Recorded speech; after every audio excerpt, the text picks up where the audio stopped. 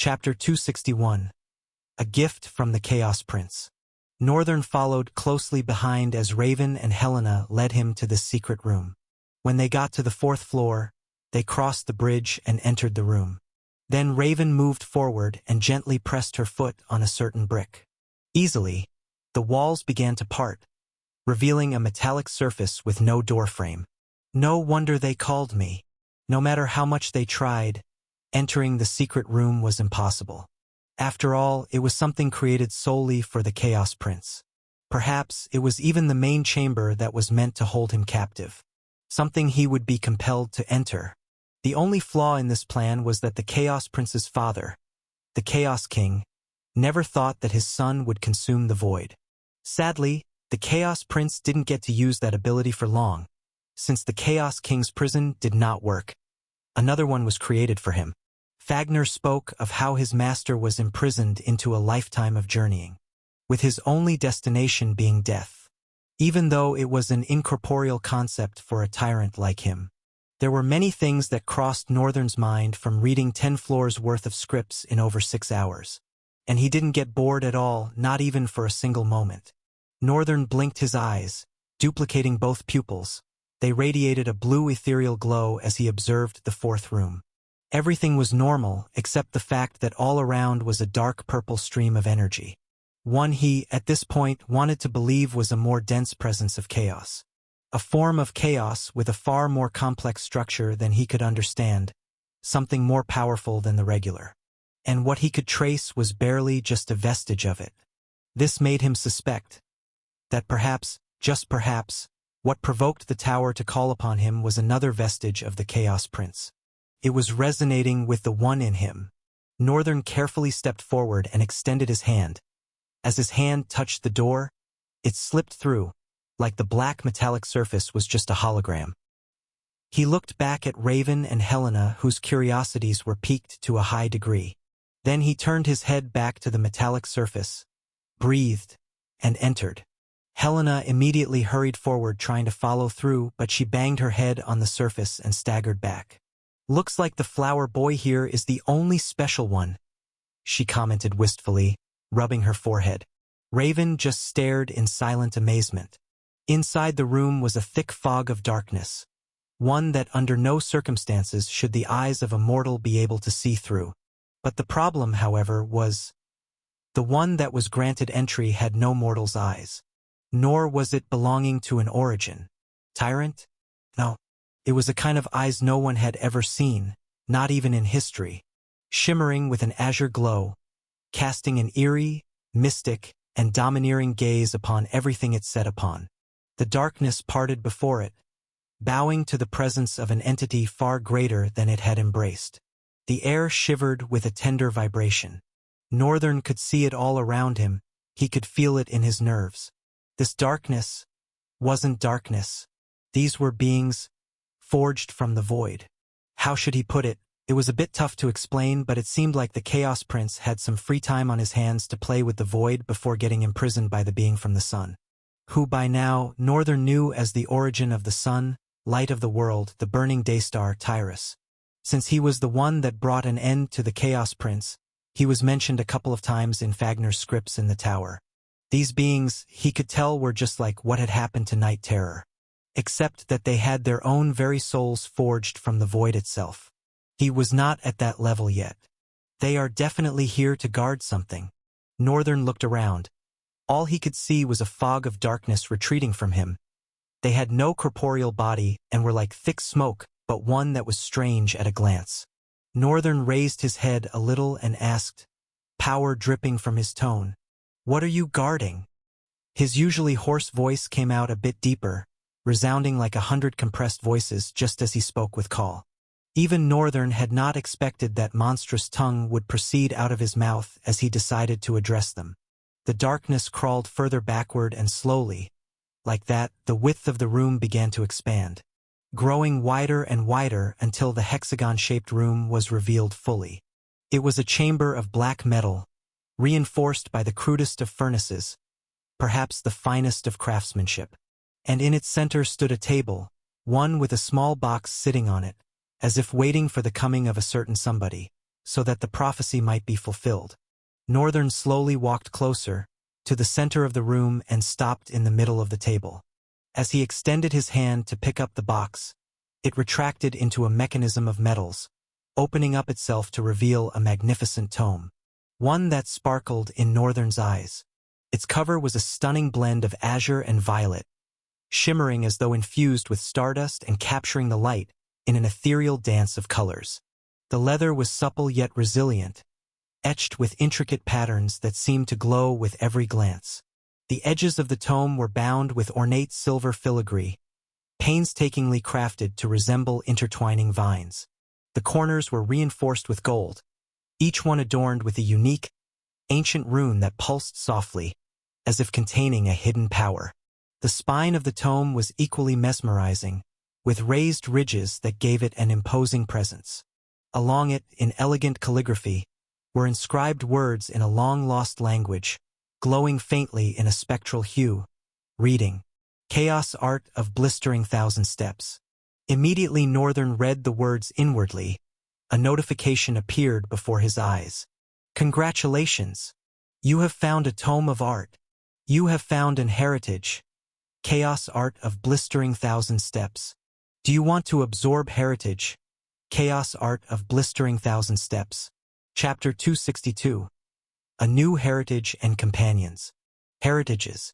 These were the second chances drifters had to overcome the rank limit of their talents. The first was attributes. However, it wasn't something everyone could easily obtain. As it had been said, many noble families possessed it and had taught it to their scions as lineage arts, which meant that this could very much be the beginning of Northern's own lineage art. Northern stood dumbfounded. He blinked several times, digesting what was really going on. A heritage just like that.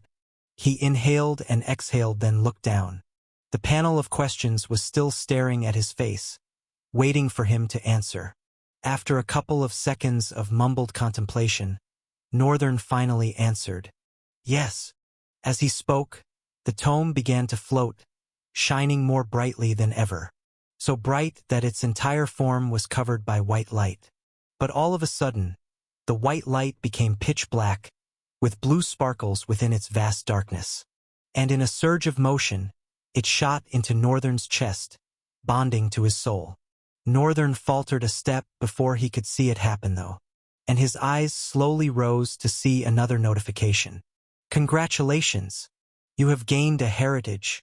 Chaos Art of Blistering Thousand Steps. Heritage Level 1. Heritage Ability 1000 Step. Heritage Heirloom. Unattained. Unlike others, heritages do not have ranks. Of course, that did not mean that they were equal to each other. Firstly, they are set apart by levels. The higher the level of one heritage, the more abilities they can unlock, and in rare cases, even an heirloom, which is an item but at the same time not an item. Because compared to other items, it cannot be destroyed, and can automatically restore its damage, which other items are very much incapable of doing. Secondly, one's mastery of their heritage ability is another thing that sets them apart from the rest. Their comprehension and skillfulness with its art. Northern was glad he received a heritage of all things. But this was where the true journey began. He dismissed the panel and looked up, observing around to see if there was anything he could grab onto. There was nothing. The place was plain. He turned around to leave the room but stopped as he felt the subtle crawl from behind him. Northern turned back and looked at the retreating darkness. He extended one hand and spoke, his voice resounding in the monstrous tongue. "You all must feel lonely. What you are guarding is gone now. You are free to go." Northern turned around but could still feel them crawling towards him. He paused in his tracks, sighed, and turned back sharply. Quickly, answering to the same frequency, they retreated and hid themselves towards the dark wall of the room. Northern was silent for a while, then he spoke softly to them. "What do you all want? Would you be willing to serve and follow me?" The darkness crept forward, rising like a fog and animating into several humanoid figures. Northern didn't need them to physically respond to him. He could already feel their willingness the moment he asked the question. He sighed. "I hope this is not a bad idea." Come then. Immediately, the fog of darkness swept forward and surged into his body. The notification rang. You have gained 5 new void summons. You have gained void summon. Pangu. You have gained void summon. Lamla. You have gained void summon. Cuckoo. You have gained void summon. Hentu. You have gained void summon. Shay. Northern stared down for a few seconds and shook his head. I have to question this Chaos Prince's naming sense.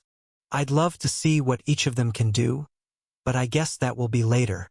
With that, Northern concluded all he had to do in the secret room and walked right through the wall, almost colliding with Helena, who was trying so hard to hear what was going on inside. The feral sage staggered back and tried to maintain maximum composure because, well, her steez mattered.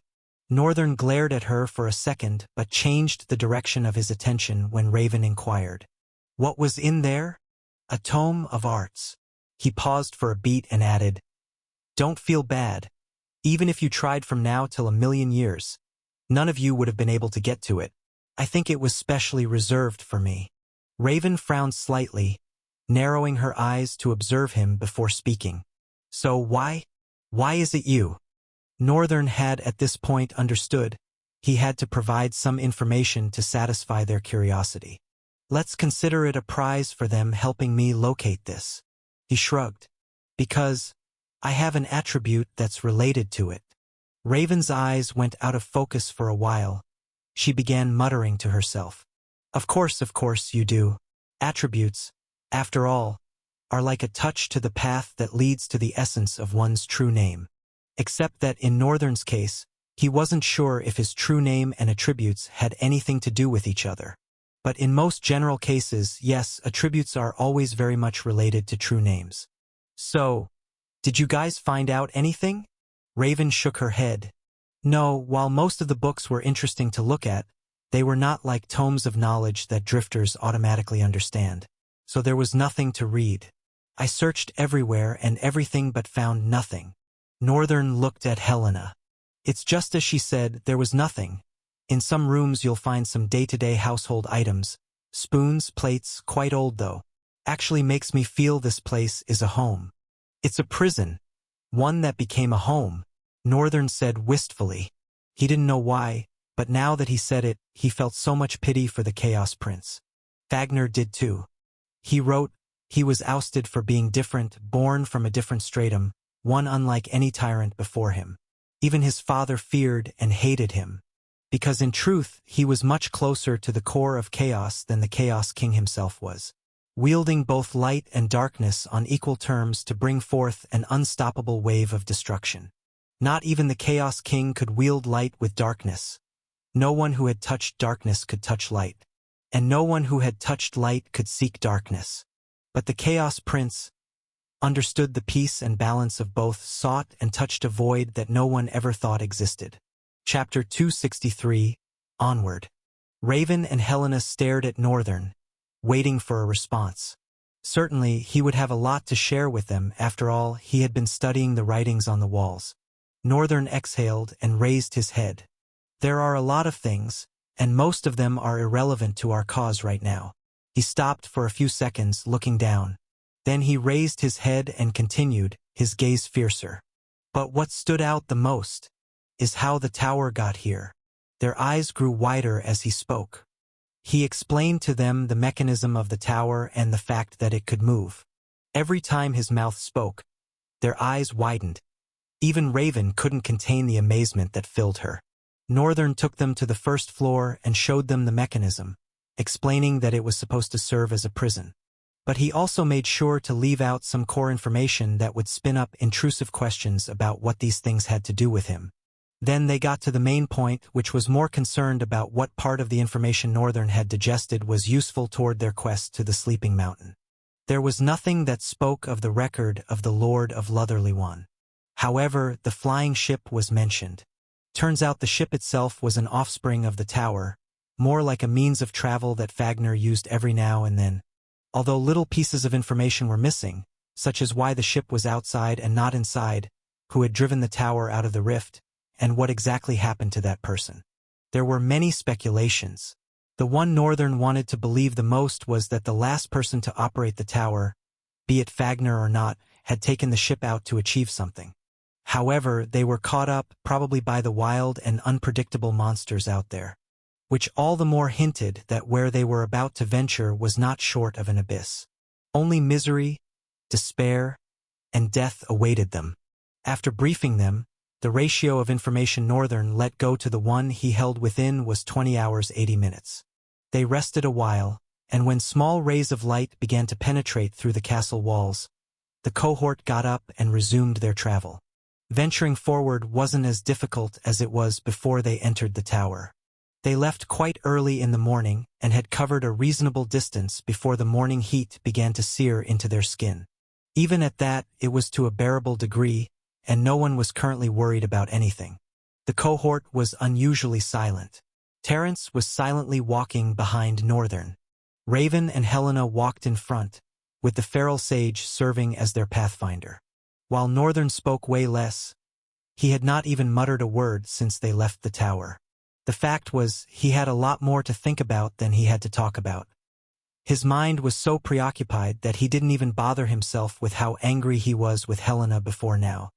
He wasn't even currently thinking about the things she had said to him, her opinion of him, and his fears. All that really mattered was the tremendous amount of information he had gotten from the tower. About tyrants, about origins, and about the Chaos Prince's cruel fate. Clearly, in the text, the Chaos Prince was an evil being, one that all forces allied to fight and defeat, and were not even able to. Not until Tyrus got involved. And things didn't go smoothly for him either. Fagner had not stated what happened exactly, but he did say dealing with the Chaos Prince left him in a much direr state. A heavy price, much more than he thought he would be willing to pay. It seemed like the Chaos Prince gave whatever world he was in a lot of trouble to endure. He was a menace. A couple of hours later, as the heat of the daylight star began to get tormenting, they finally reached the mountain. The cohort stood at the threshold of the sleeping mountains, where the imposing peaks rose abruptly from the earth, their summits lost in the swirling mists above. The base of the mountains was a magnificent weave of vibrant greens and browns, where the dense forest met the rocky terrain. The air was cool and invigorating, filled with the earthy aroma of damp soil and the fresh scent of pine. Towering trees with thick, gnarled trunks and sprawling canopies formed a dense forest that blanketed the lower slopes. The forest floor was a mosaic of moss-covered rocks, fallen leaves, and clusters of delicate wildflowers in hues of blue and purple. Ferns and mushrooms thrived in the shadows, adding to the lush undergrowth. Streams and rivers, fed by the melting snow and glaciers above, snaked through the terrain. Their clear, cold waters carved narrow valleys and created small, cascading waterfalls that filled the air with a soothing murmur. The cohort, with curiosity etched across their faces, ventured further into the mountain, glancing around the magnificent landscape and admiring the serene beauty it had to offer. Each soothing sound created a rhythm that whispered peace into their hearts. In fact, they may have been deluded into thinking that making a home for themselves in such a place would not be a bad idea. However, Helena's voice rang out at that moment. "You guys better remember that we are on a journey. This is not peace. It's merely an illusion. Following the map would have protected us from it." Northern glanced around. An illusion? Mind attacks again. He didn't know if he could classify it as that, because he had an impressive resistance to mind attacks. However, just now, he too had thought about not returning home. He had tried to imagine what life here would be like. The forest seems to have everything one needs. It wouldn't be a bad idea to start building a shelter and live as a sentient being of the mountains. Except that his level of resistance to mental attacks was not as impressive as he thought. They had to be something at play here. And from the shadows came an army that brought nothing but destruction. Chapter 264. A Named Monster, Part 1.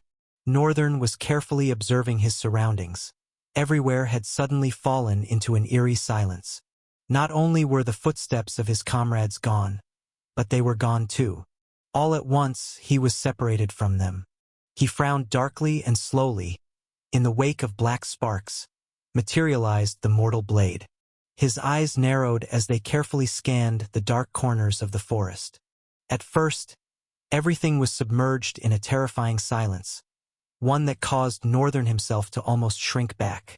It was all too strange, and at the same time it felt alluring. This loneliness is the one thing he had been seeking. He slowly tread forward, cautiously retracing his steps. Then suddenly, a low growl crept toward him. In swift motion, Northern spun and whipped the mortal blade forward. The onyx blade collided in a vibrating clang with the claws of a vicious beast that had lunged at Northern from behind. The beast immediately flung backward and landed cautiously, its blue glowing eyes assessing its prey carefully. Northern was also equally cautious. The beast was beautiful, not befitting of being called a monster.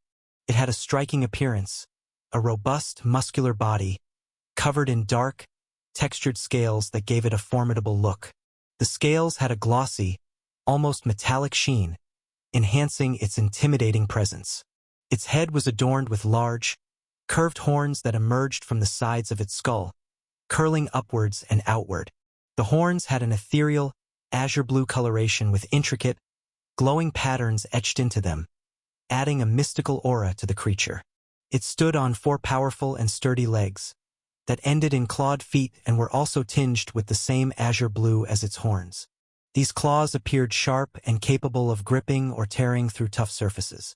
Spikes of the same blue hue protruded from its shoulders and back, each one adorned with similar glowing patterns as its horns, adding to its fearsome appearance. The creature's tail was long and flexible, covered in the same dark scales as its body but transitioning into a lighter, almost white tuft at the end. The creature so well combined elements of beauty and terror such that its presence was almost majestic, but all the same incredibly dangerous. Northern's eyes locked onto it, and then came Chaos Eyes. In that moment, the monster leaped, and Northern dashed forward, sleekly deflecting the monster's claw attack away with the guidance of his sword. He blinked for a moment and repositioned his legs. I guess there's no better time to learn this than now. The heritage ability was already ingrained in his soul, so instinctively, he knew the basics, but the basics were not enough. Each heritage ability was a complex puzzle that the drifter needs to put together to emerge at the true picture and move to the next level. The first push of Northern's leg was a basic understanding of his heritage ability. The ability itself was one that manipulated one's footwork to bring out the best of movement while utilizing leg techniques that used little to no energy, were swift and precise. In essence, the best course of action for a particular movement without wasting too much time and effort. Northern knew this instinctively, and knew the basics of it, but that only marked the beginning. On his own, he was supposed to make this heritage ability work. For him. How? Honestly, he didn't know. He was just going to follow his instincts for now. He wasn't a novice, after all. Even though he had not learned properly, he was sure he knew a thing or two about fighting based on experience. And he hoped he wouldn't be making a mistake deciding to follow the instincts that had been cultivated from that experience. He also had an incredible variable. Formless, a demon of development, flexibility, and adaptability. These attributes enable you to adapt effortlessly to anything: natural phenomena, states of being, mentality, or physicality. You can become anything while applying unparalleled flexibility to reshape yourself. Your formlessness absorbs others' forms into its own. In essence, Formless worked as a foundation that allowed him to add flexibility to himself. And because of it, Northern's most sensible path to directing this new heritage was following his instincts. Since the active ability of Formless is not something he could use consciously yet, Northern sidestepped the beast as it lunged itself directly at him. Then from the side, he swung his sword powerfully, hoping to cleave the beast. But instead, his sword bounced, causing his wrist to vibrate painfully. He stepped back hurriedly as the beast ferociously jumped at him. With an elaborate leg spread, Northern lured it into a wide trap and closed his legs, in the process exploding a perfect cycle kick that threw the monster back, smashing it against the back of a tree. The beast whimpered as it fell and slowly stood back on its feet. Of course, by now, Northern understood that this wasn't just a regular monster. And more so, he could see it. Monster profile. Name: Lumidrake. True name: Daughter of the Fallen Skies. Soul rank: Beast. Danger level: Catastrophe. Attribute: Lord of All. Abilities: Azure Flames, Luminous Burst, Shadow Veil, Regeneration, Azure Flame. Description: It can breathe a stream of ethereal blue fire that not only burns with intense heat, but also has a mesmerizing, hypnotic effect on those who witness it. Luminous Burst. Description: The glowing patterns on its body can flare up, releasing a blinding flash of light that disorients and temporarily blinds enemies. Shadow Veil. Description: The Lumidrake can cloak itself in a shroud of darkness, becoming nearly invisible in dim or dark environments. Regeneration. Description: Drawing on the power of its true name, the Lumidrake can rapidly heal its wounds over time, making it incredibly resilient in battle. Northern straightened his back and let out a deep, heavy, exasperated sigh. Never in his encounters with monsters, he had not had many, but in all that he had had, never had he seen a monster with so many abilities. I thought Maelstrom rank is where they can start getting abilities? Turned out he was wrong. Again. Chapter 265. A Named Monster Part 2. Daughter of the Lost Skies. The beast slowly and majestically moved its powerful legs, its blue eyes gleaming at Northern with the dangerous oversight of a predator eyeing its prey. Northern stood straight, looking at the beautiful monster. To top it all, the mortal blade was unable to get through its scales. With more force, it probably would. But the whole thing was just annoying. Northern wondered for a second where the rest of the cohort was and if they were facing the same thing. But he quickly pushed the thought to the back of his head. Right now, he just needed to focus on himself alone. He thought about materializing Khal's soul again, but it wouldn't work like that. Right now, he knew he wouldn't be able to. While he was able to use Khal's soul on another level and execute a level of attack that could even be considered near an ascendance, it placed a great burden on his own soul. Frequent use was bound to cause some damage. So he had decided that putting them on his clone was the most efficient way to use the soul. And right now, that would just seem like cheating. He gained nothing from the fight with the Kirathon and he didn't regret it as much. The situation at the time demanded that the creature be dealt with as soon as possible. But this was a different case. Just like in the rift. He wanted to enjoy this too. Slowly, a twisted grin crept up Northern's face. With an outburst of black sparks, the Soul Taker appeared in his other hand. Then he shifted his left foot backward a little and lowered his upper body following it. The mortal blade was carelessly resting over his shoulder, while the tip of the Soul Taker extended outward, glimmering with the ecstasy to be adorned by the nourishing essence of this monster's soul. And, whoosh, Northern disappeared, reappearing behind the monster, already adorned in black armor with blue glows here and there. The Lumidrake jumped fiercely away and instantly recounted itself, lunging at Northern with a ferocious roar from its virulent maw. The Lumidrake's roar echoed through the mountainous landscape, a sound that seemed to make the very air vibrate with its primal power. Northern braced himself, the force of the creature's leap creating a gust of wind that whipped past him. The beast's azure claws glowed ominously, promising nothing but crude devastation. Northern's eyes narrowed, two pupils separating as he gauged the distance. In an instant he twirled, his body a blur of movement, and brought the Soul Taker up in a sweeping arc. The blade connected with one of the Lumidrake's claws, sending a shower of blue sparks cascading through the air. The beast howled in anger, its blue eyes burning with intense fury. It lashed out with its tail, the sharp, crystalline spikes aiming to impale Northern. But he was ready. With a deft sidestep, he avoided the deadly appendage and countered with a swift slash from the mortal blade aimed at the creature's exposed flank. However, the Lumidrake was faster than he anticipated. It twisted mid-air, the scales on its side glowing brightly as it deflected the blade's edge.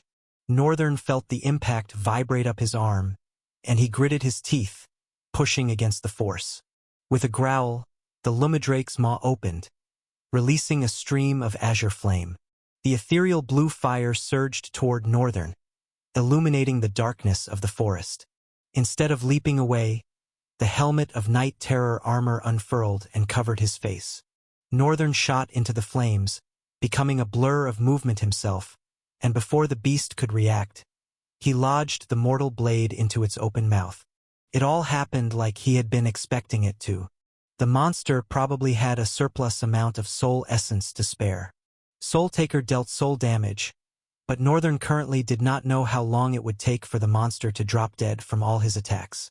If he decided to place all of his hope on the Soul Taker, this could become a battle of attrition. And that would turn out to be a battle he wasn't sure he could win. Besides, he shouldn't just rely on one means. Now he stood as a pillar of objectivity, using all he had in his arsenal to ensure his win. To truly deduce how powerful he was, he dug the onyx blade deeper, flames sparking and shattering as the monster gagged on Northern's sword. Blue gore dripped down like expensive silk. The monster staggered and tried to run, but Northern's hand was already clutching a flaming black lance, poised to lunge forward like a javelin.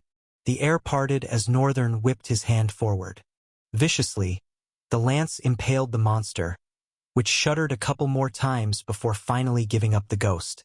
Northern relaxed his stance and looked down as those well-missed letters came up to his face. Congratulations, you have slain a catastrophic beast. You have gained 5 talent fragments. Congratulations, you have slain a named monster. You have absorbed the true name, Daughter of the Lost Skies. Description: in this valley, the Lost Skies ruled and peace reigned. But one day, the dark cloud spread its wings, wreaking havoc with torrents of tornadoes. This is the last gift the Lost Skies could give, appointing a new lord of the valley, to at least preserve the true essence of the valley. Northern found his mouth slightly agape, stunned at this development. So this was how it worked. Because of his name, he could absorb other names. He hadn't really tested it because it demanded practical use. So, he usually considered this ability and chaos his last option. Unless it was a situation that could not be helped, he didn't want to resort to using it. But if it could be used on monsters, that changed the whole story. However, named monsters are quite hard to come across. Northern looked at the corpse of the Lumadrake. Shouldn't have been an easy kill. It wouldn't have been for anyone. He owed it to his magnificent armor. Chapter 266. Bunch of Homewreckers. Immediately the monster fell, the mountain became slightly brighter, the eerie silence was gone, and from afar, Northern could hear the clanging sound of swords. The visor of the Night Terror armor glowed incandescently as he surged into quick movement, running elegantly, like a terror in the night. Several other Lumadrakes were rampaging against the cohort, but the cohort did not seem to be having any issues repelling the dangerous attacks of the monsters. Even the white-haired girl was holding on well. However, Northern observed through that, compared to the one he fought, they didn't have true names. They also didn't have azure horns or spikes, their tails were not as long, and they generally were not as big, which meant that one had deliberately come for him. It even separated him from the group to deal with him personally. Why? Should I be honored? Sadly, it met a cruel fate at his hand before he could ask. However, the numbers of the others were quite concerning. Their scales might not have been as hard as those of the one he faced, but judging by the way even Raven was not able to kill them in one strike. Not that they were having a hard time, but usually, for a sage and a master like Raven, they'd be done with this already. Which just proves how strong these monsters were. Northern twirled both swords, leaned forward, and pushed back a leg. I can't miss out on fun like this. Northern's heart pounded with a mixture of adrenaline and excitement as he surged forward, the Night Terror armor shimmering with a dark and azure, almost ethereal glow. Each step he took was silent and swift, a testament to the armor's namesake.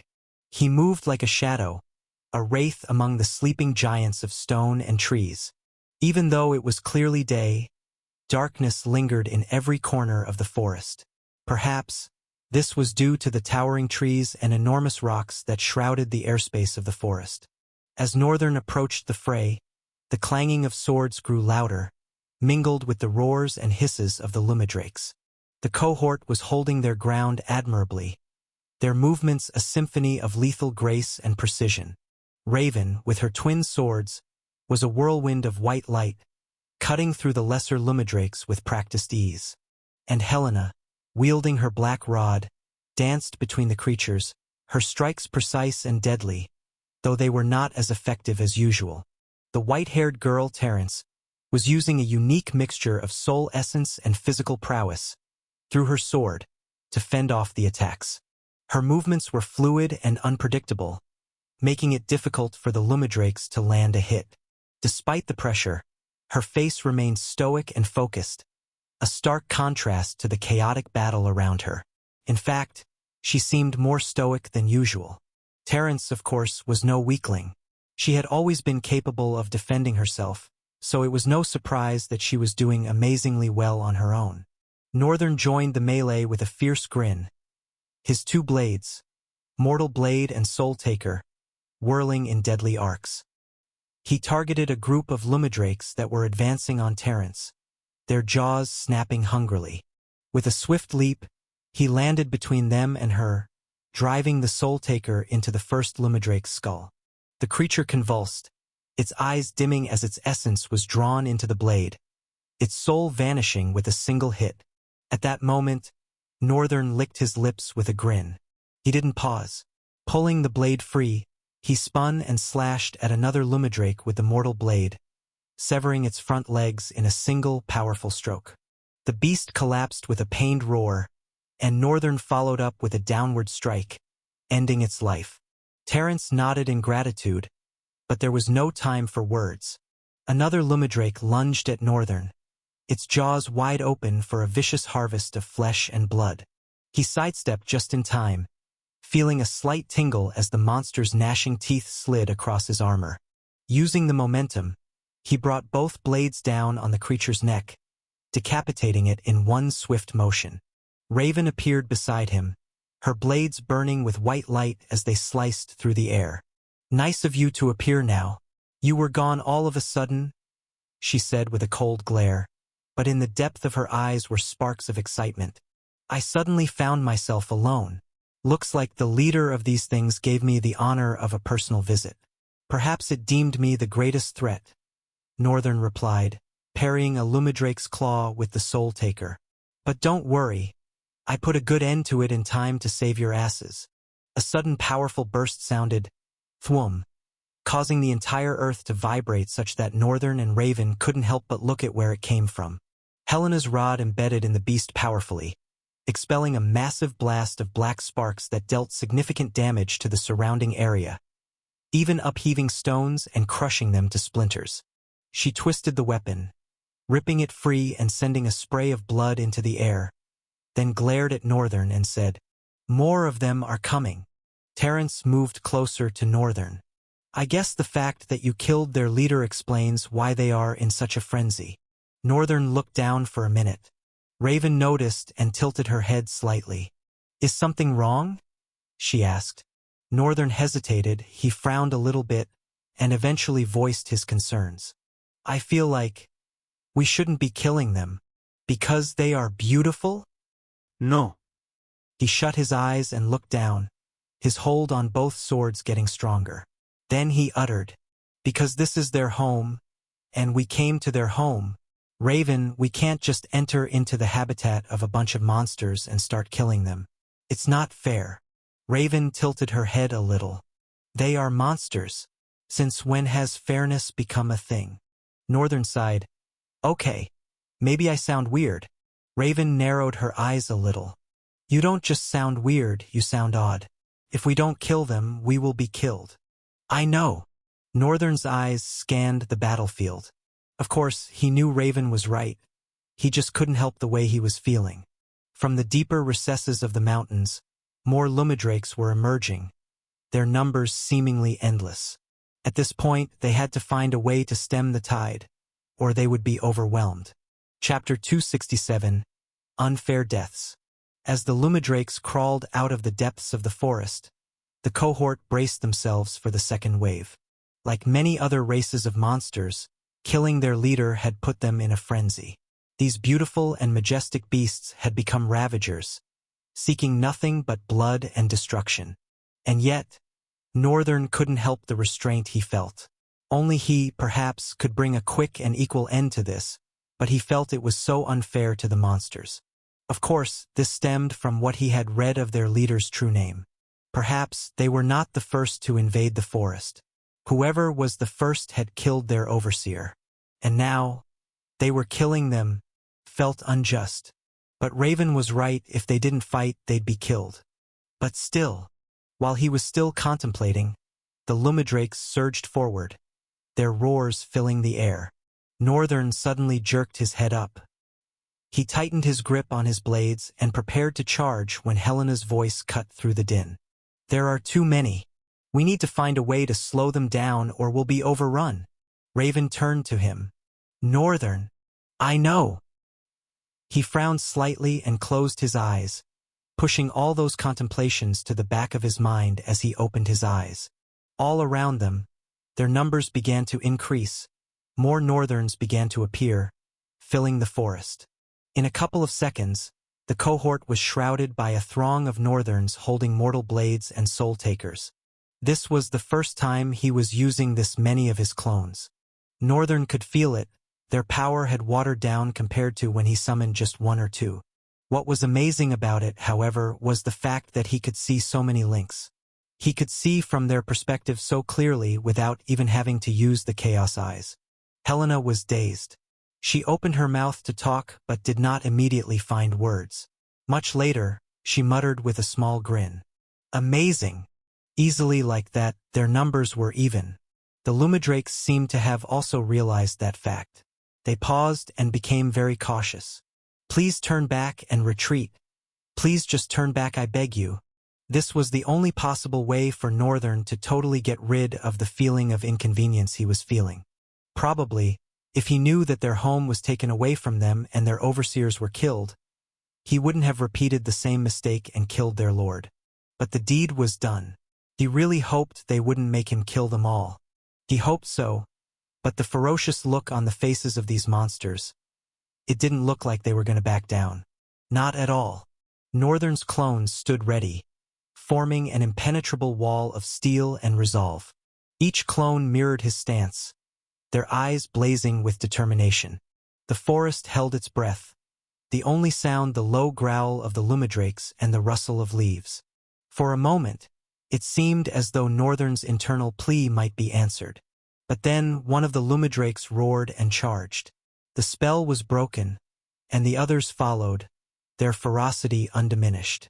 The Lumadrakes crashed into the wall of Northerns, and the forest erupted into chaos. The clash of steel and claws, the roar of beasts, and the grunts of effort and pain filled the air. Northern moved with deadly grace, his blades dancing through the air as he cut down the attacking monsters with a bitter taste in his mouth. Each monster that dropped by his blade made his heart ache. He felt like he was doing something wrong, and gaining talent fragments over and over again did not make him feel any better. Helena, Raven, and Terrence fought too. Thanks to Northern's clones acting as shields, they could let loose without worrying too much about themselves. Helena's rod crackled with dark energy, each strike sending waves of destruction through the ranks of Lumadrakes. Raven's dual swords flashed like silver lightning, slicing through the air with deadly precision. Terrence, her soul essence blazing on her sword like golden sparkles, moved swiftly between the ranks of monsters, her sword a blur of motion. The battle tensed and continued for a while, drowning the forest in a crude clangor of steel. His clones were fighting fiercely, destroying and cutting down the beasts with frightening precision, and he was gaining talent fragments with every tick of the second. In fact, it almost got him wondering why he had not tried this method sooner. Of course, not that he hadn't thought about it, it was just that he didn't feel the need to. Instead of relying heavily on his clone power, Northern wanted to garner more experience and have the whole fight all to himself. While his intention was good, it was a little selfish in some parts of his growth. Because this decision of his had slowed down his talent fragments' influx, therefore affecting his growth. Nonetheless, he was becoming a better fighter. and although he did not know every move of his opponent, and every move of his allies he could see, were being seared into formless. Of course, being able to tap into each overwhelming pool of battle arts was now another question. The fight was drawing out, and Northern was beginning to feel the burden of using so many clones on his reserve of void essence. He needed to do something. Northern switched to Chaos Eyes.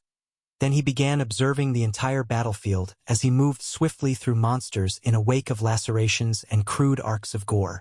Towards a hill, he paused and looked back. At this point, he was quite far from the main ground of the fray. Northern raised a hand, and immediately, hundreds of flaming black lances appeared in the air. He swung his hand down, simultaneously ordering his clones to cover Helena, Raven, and Terrence. The entire forest shuddered as the flaming lances descended upon the Lumidrakes, each lance piercing through multiple beasts with deadly precision. The explosive impact sent shockwaves through the forest, the force of the blast uprooting trees and sending debris flying. The Lumidrakes roared in agony, their once beautiful and majestic forms now twisted in vicious and unfair deaths. Chapter 268. Clench Your Teeth. Northern watched with a heavy heart as his clones harvested the cores of the fallen monsters. Remnants of the lance's crude obsidian flames flickered upon the ground here and there, and the entire atmosphere had been contained. Terrence and Raven were also harvesting some cores, while Helena sat down, heaving unevenly, something clearly amiss from Northern's perspective. But he decided to disregard it, as relations were strained between them after she had rashly voiced her thoughts. He was not angry. In fact, thanks to her words, he was beginning to consciously scrutinize himself more than usual, but he would simply ignore her and abstain from involving himself in her affairs out of pettiness. Raven rose up. The way forward? Northern lingered for a few moments, exchanging glances between the corpse and the surroundings. Raven observed him for a while, then said, "They are mere monsters. Why does it trouble you so?" Northern squinted one eye and glanced upward, then turned. "The way forward is up. We would have to scale the hill." Raven solemnly closed and opened her eyes. Then she looked up the hill. "Wait, ascending the hill is perilous. And since when did you become our guide? Last I recall, you lost the only thing that could have made our journey effortless." Northern looked at Helena, who had stood up and was fiercely frowning. Raven glanced between them, remaining silent and slowly stepping away from the center of their confrontation. Northern silently stared at the feral sage. He was reaching his limit.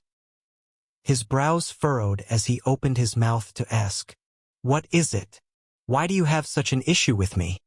Helena tilted her head backward and let out a scornful scoff. "Issue? With you? That'd be a waste of time. Sadly, you're not even worth the attention. I mean, you're a coward." Northern felt something boil within him.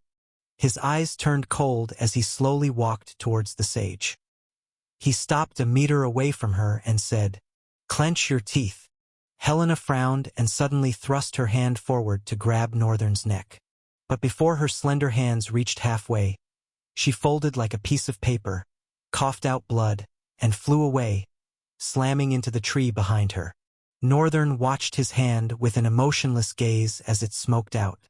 Helena groaned and immediately shot up. What was that? What just happened? She couldn't tell. She was sure she had lunged her strike faster than Northern had. And yet she was hit first? Not to say, she was certain that she was swifter than the drifter. "Your speed has diminished tremendously. Something is obviously wrong with you, and you are not perceiving it." Her eyes widened. Now that he mentioned it, she noticed that she was tiring faster than usual. She observed it during their battle with the Lumidrakes. But she had thought perhaps she was just worn out from fighting the Kirathon Miner in the forest. She didn't ponder it too much. But it had affected her this severely, that her speed had diminished tremendously, and she couldn't even discern it. If not, how would a drifter like Northern have landed an attack on her? "I don't intend to fight you or anything like that. I think you should feel better after coughing up more blood." Helena's frown deepened. "What do you mean?" I find it quite baffling that you are a sage and you didn't know you had inhaled a poison. Immediately Northern said this, Helena staggered back. She looked at the others with a tense frown. Raven looked at her skin, then noticed it was pale, her face too. But she didn't even seem worried. No stunning shock or surprise etched on her face. She just looked blankly. Terence also looked at her hands. I have resistance to poison effects, so there's no way I would have known. Helena grimaced and growled at Northern. Or you're just using this as an excuse to avoid my wrath. Why would I? I'm actually not scared of fighting you. If I put all my resources together, I am more than confident that I can defeat you. Helena's grimace only darkened. She retorted, her voice brimming with predatory anger. You want to go? You wimp. Northern scoffed and nodded his head. It'd just be a waste of time and effort, really. He turned. You guys can decide where you go. I'm going up, he said and started to climb. His clones, when they were done harvesting all the cores, disappeared one by one, and only one that carried the bottomless bag remained. Raven looked at him and returned her crimson eyes to Helena. You're causing more discord than I expected, and it's quite vexing. I thought you joined the cohort because you were astonished by Northern. Then what the hell is this? For once, with someone other than Northern. Her tone brimmed with slight anger. Terence observed both of them from behind for a few seconds, then stepped forward. I'm just going to go with Northern. Raven watched the Oracle walk up the hill. She sighed and looked back at Helena. You just broke our cohort into two. She raised her head and sighed. If I knew Northern was this impressive, I'd have just settled for stealing the map instead of trying to win you over by killing that damned Maelstrom. Helena shuddered where she was. Her voice lingered for a while but somberly came out. Truth is. She started but paused for a moment. I blame myself a lot for how AFCON has become. We were kids. Just kids. This horror, this desolation was too much. She bit down on her lips with her head lowered. Damn, I envy him. Raven stared at her coldly. He has everything, talent, luck, he has everything. And yet, he is so understated. Raven frowned slightly. You are mistaken. Helena's brows creased into a small frown. What do you know? I don't know how his life has been before now, but I know one thing. Northern did not survive that rift solely by luck. If it were, I wouldn't be here with him. I still believe he is currently the strongest person in this desolation. Even now, after witnessing the impact of his punch, I'm beginning to question if I can best him. But it does not matter. We need not worry about besting each other or being envious of one another. Because Helena, we are of the same race. We are on the same side here. The enemy is not Northern, the enemy is not AFCON. The enemy is the monsters and the principal who robbed us of our freedom. After speaking, Raven felt her jaw ache. It was the most she had said in her entire life. She cast a look at Helena. Get your priorities straight, Helena. Let's go. And you owe Northern an apology. Chapter 269. Down Below, Part 1. Northern stood at the edge of the hill, looking over at the other side. What he saw made his face pale, paler than usual. His eyes almost shuddered. Towering rock pillars, covered in dense, green vegetation, rose sharply from the ground, piercing through a sea of clouds. These pillars were characterized by their steep, sheer cliffs and varying heights, creating a dramatic and awe-inspiring view. Some of the pillars were connected by natural stone bridges, adding a mystical feel to the place. The entire place was bathed in soft, diffuse sunlight, with clouds shrouding their depths. Terence also reached Northern's side and slightly opened her mouth. How are we supposed to cross? Northern's gaze was fixed on the daunting landscape as he responded. We fly, I guess. Terence looked at him. Northern, can you fly? No. She averted her gaze and looked over the landscape, watching with a tender blink of her gorgeous eyes. Both of them watched in silence. After a couple of seconds, Northern smiled and muttered, That's it. But Terence could hear him quite well. So, she asked, What is that? The pillars. They rise and fall at different intervals. Terence squinted her eyes and intoned slowly. I'm not sure I understand you. Northern pointed towards the stone. If you observe closely, there's a slight movement upwards. Simultaneously, the one following that pillar goes a little bit downwards. He looked at her. It's like a breath in and out. One pillar moves down, the other up, and vice versa. If we time our jumping to when the pillar is going down, we should be able to land on it. He paused and added, at least enough to grab onto something. Terence stared at the floating pillars, trying to see the movement.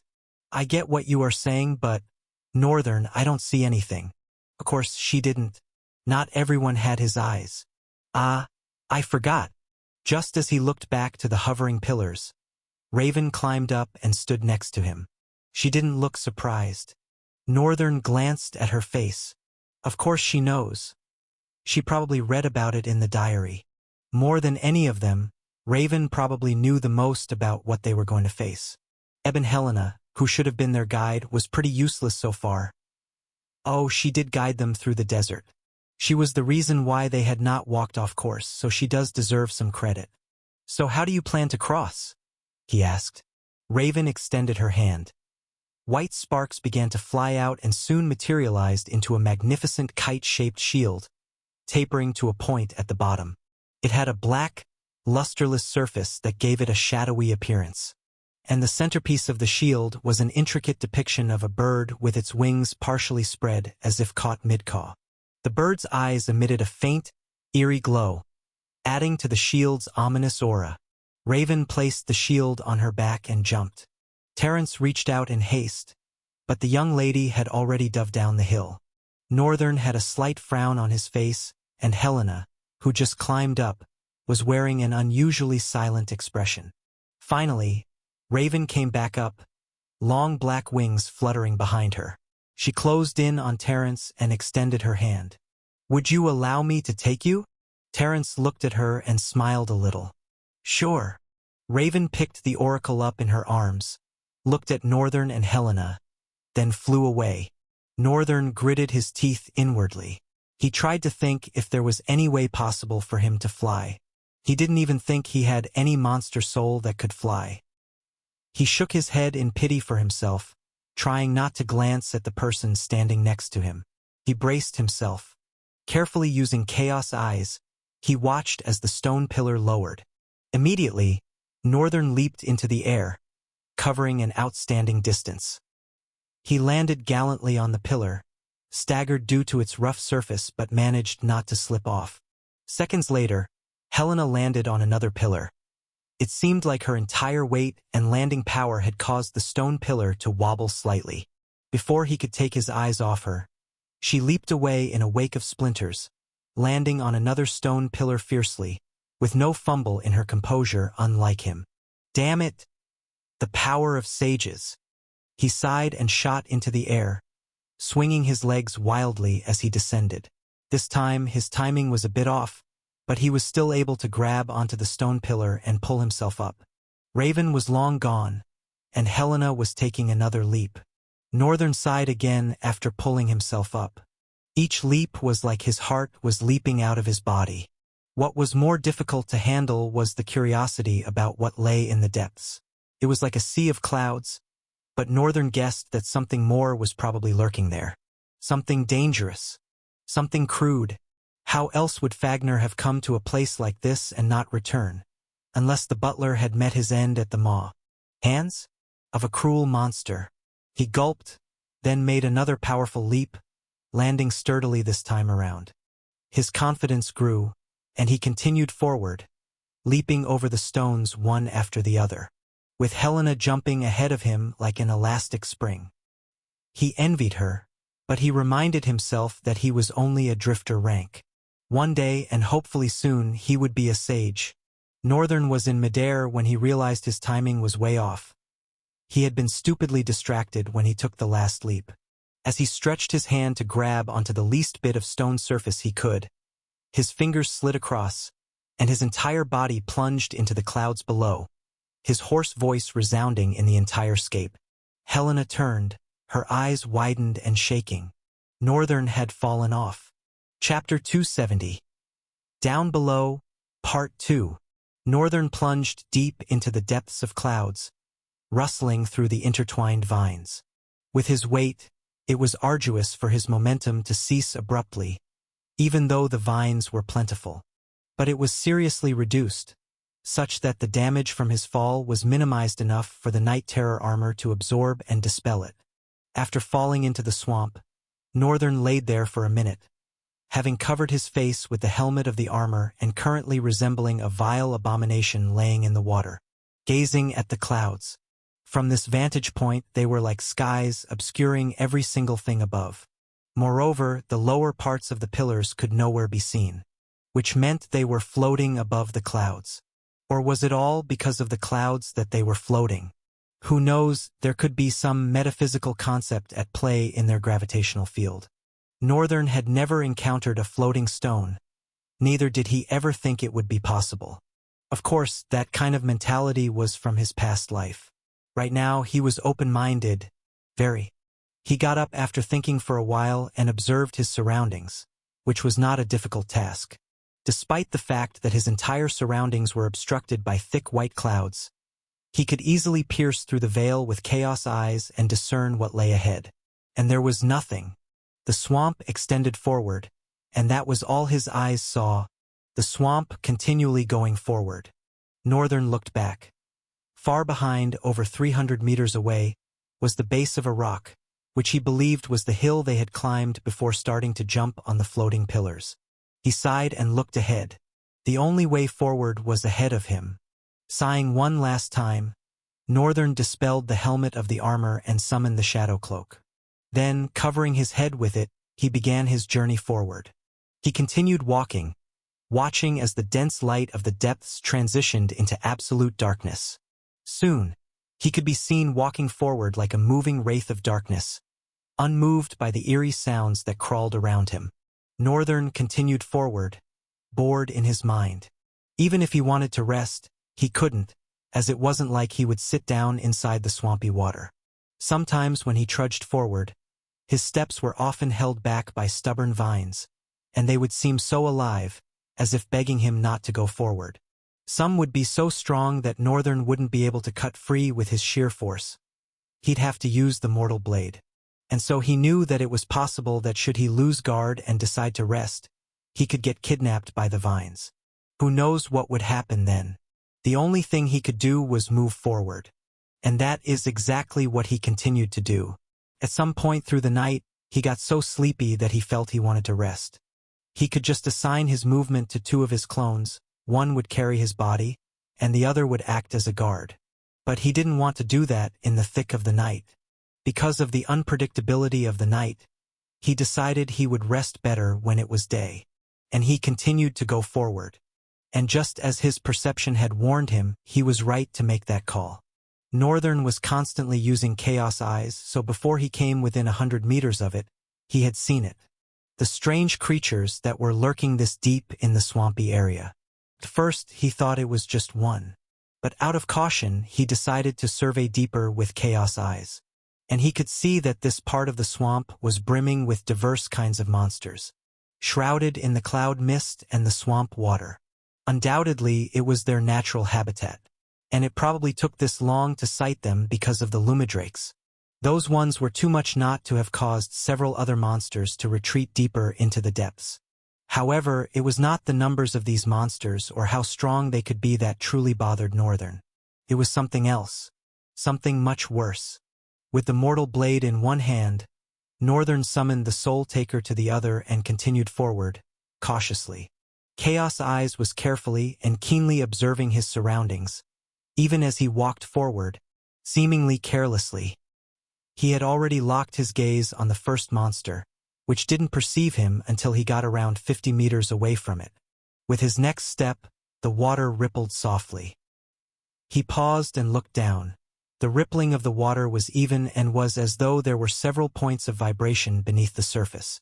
Northern narrowed his eyes to a slit and carefully clenched his grip around both of his delightful swords. Suddenly, a creature plunged out of the swamp in a heavy shower of dirty water.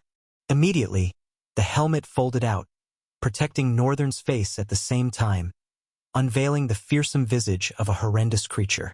Northern took a chaos stance, instinctively appreciating another opportunity to use the heritage ability. As the waters cleared, a massive creature was revealed before his eyes. Not that he didn't already know what it was, so there was no hint of surprise on his face. In fact, the envisage of his helmet carried a vile, unreadable expression, one that hinted at only darkness. Beneath them, however, his eyes were brimming with heightened resolve. He was finally alone again. Oh, how he missed the bliss of being alone. He could finally go all out without having to worry about anything. Helena landed on the next hill. Raven and Terence were there waiting for them. Terence looked behind her and frowned slightly. Then she looked at Helena. "I don't see Northern." Helena's face contorted somberly. Her countenance fell, and she bit down on her lips. "He fell." Raven glared at her. "Helena!" She looked up. Her eyes were deeply furrowed. She was fiercely angry. Raven's eyes widened as she saw Helena's face. She could tell that look. She could tell that the feral sage was incredibly mad at herself. It wasn't enough to let her off the hook for letting Northern fall just like that. But at this point, saying nothing regarding the entire situation was probably the best solution. She was silent for a few moments. Then Terence spoke. "None of us, especially Northern, would have just let you fall like that." Helena wanted to talk but stopped midway. Raven let out a pale smile and suddenly pierced her with a crimson glare, saying, "Continue forward. Protect her even if your life depends on it." Terence looked at Raven. "Rave!" Before she could completely call her, Raven dove into the depths below. Chapter 271. The Armored Serpent. Northern's breath caught in his throat, the air around him thick with tension. This terrifying horror shifted ever so slightly, its overlapping glossy plates clinking like the sound of a distant thunderstorm. The swamp beneath it bubbled and hissed, as some liquid seeped into the murky waters. Northern's azure eyes darted across the monstrosity, taking in every detail. The creature's numerous legs, each tipped with a razor-sharp point, moved in a slow, rhythmic pattern, causing the ground to tremble subtly. Each step seemed to carry the weight of doom, pressing down on the marshland with a palpable sense of dread.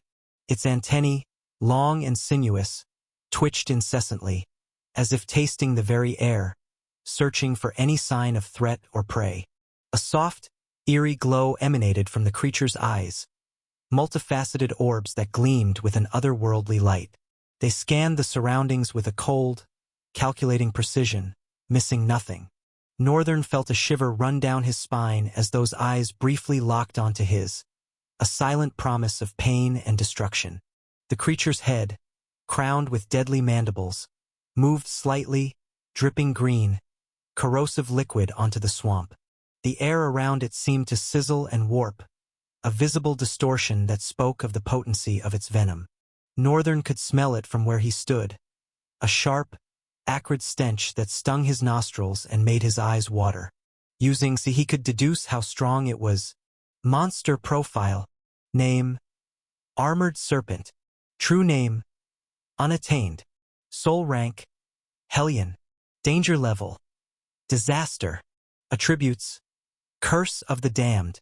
Northern for once wished he could peek into the details of attributes, but he doubted if that was possible. To put it in a way, he has been breaking the rules so much, he wasn't sure if that much wouldn't be an overdue. Not that he minded, he just wasn't optimistic. He could feel the weight of his weapons, Mortal Blade and Soul Taker, in his hands. The blades felt heavy with the gravity of the impending battle.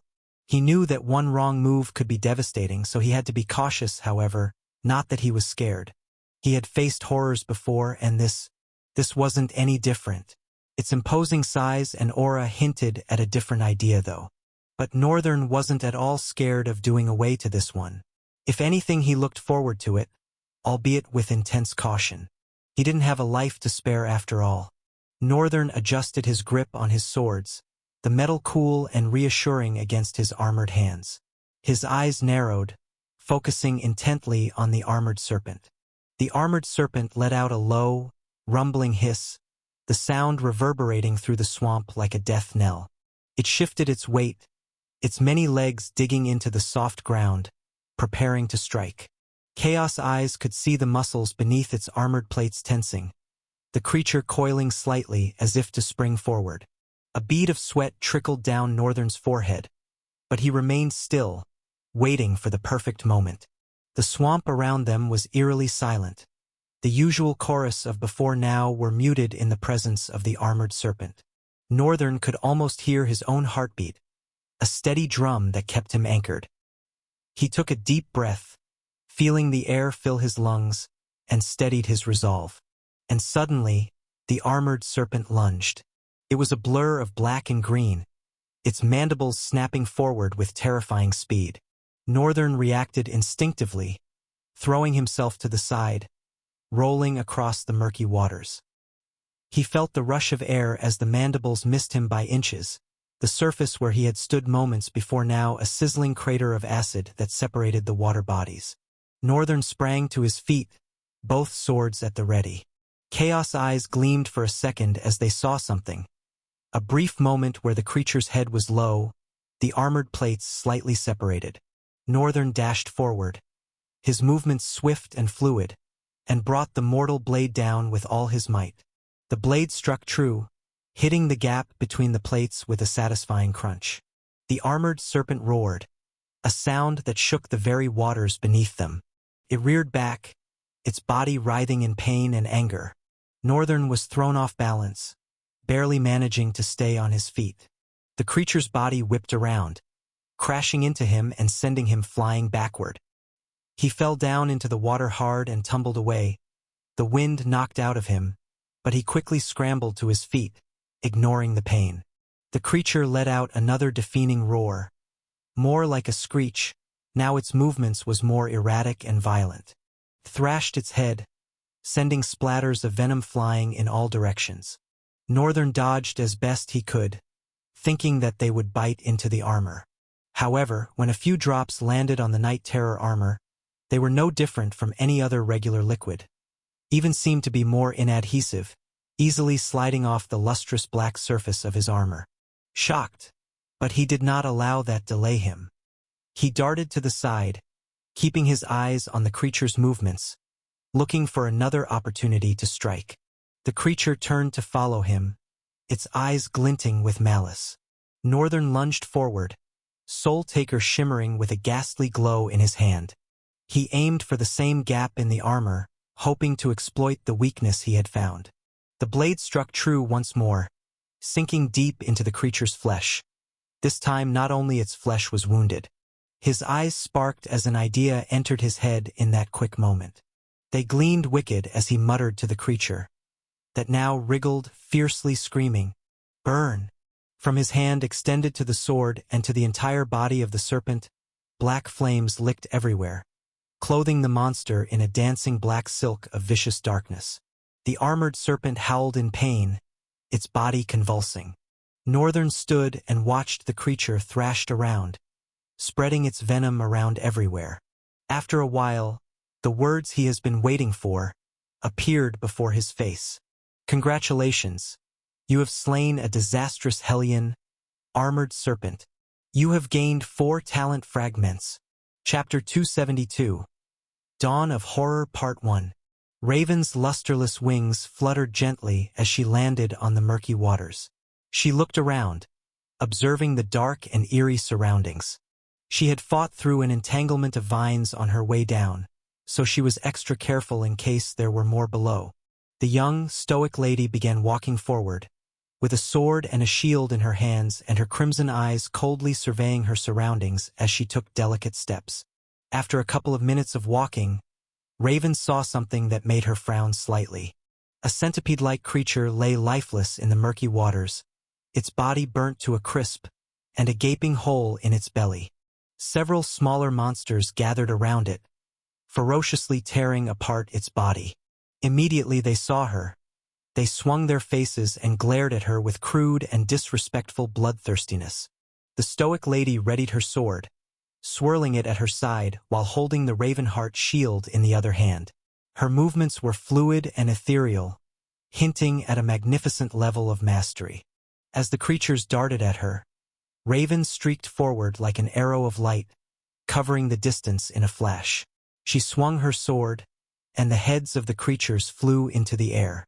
Another one shot in from the side, but Raven, without a hint of expression, shifted her body backward to dodge. As the monster swung past, she struck it down with the base of her shield, causing the hideous thing to screech painfully. Then she gave it a final farewell, viciously wrenching her blade free.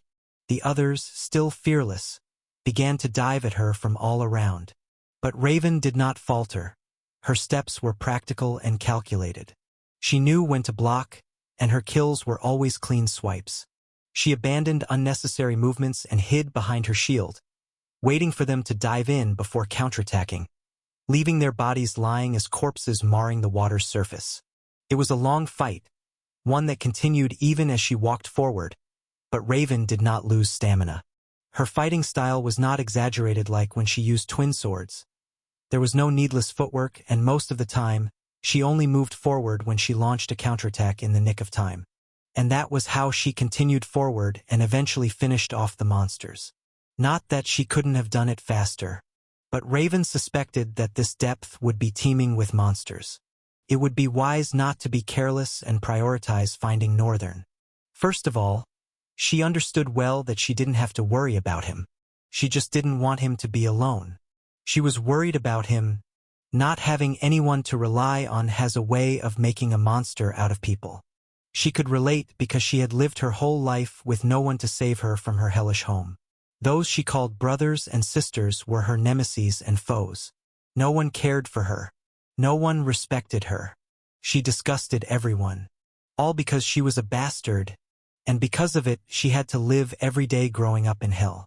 All she could do was train hard, grow strong enough to protect herself, and one day surpass them all. And so, when an invitation came from Ruffsburg, it was an opportunity to be relieved of the hell she lived in. It didn't matter where she ended up. What mattered was that she left. Because of all that had happened to her, she understood the weight of being alone and how damaging it could be. She was not being unnecessarily caring. She just thought that a guy like Northern becoming a monster much worse than she was would be a great loss to humanity. They'd be lucky to leave this desolation without his help. Even if he wanted to leave, she had no intention of stopping him, but she was at the very least going to enlist his help with one last thing. And then do the rest herself. She continued forward optimistically. However, the more she went, the more of these centipedal creatures she came across, some left with hundreds of crude lacerations, bleeding deep purple liquid that mixed with the murky waters. Many others were burnt even more severely than the rest, and she'd always have to deal with the smaller monsters that leached off their meat. That was how she continued to march forward and was sure she was on Northern's trail. But at the same time, she couldn't help but wonder just how many monsters he had killed.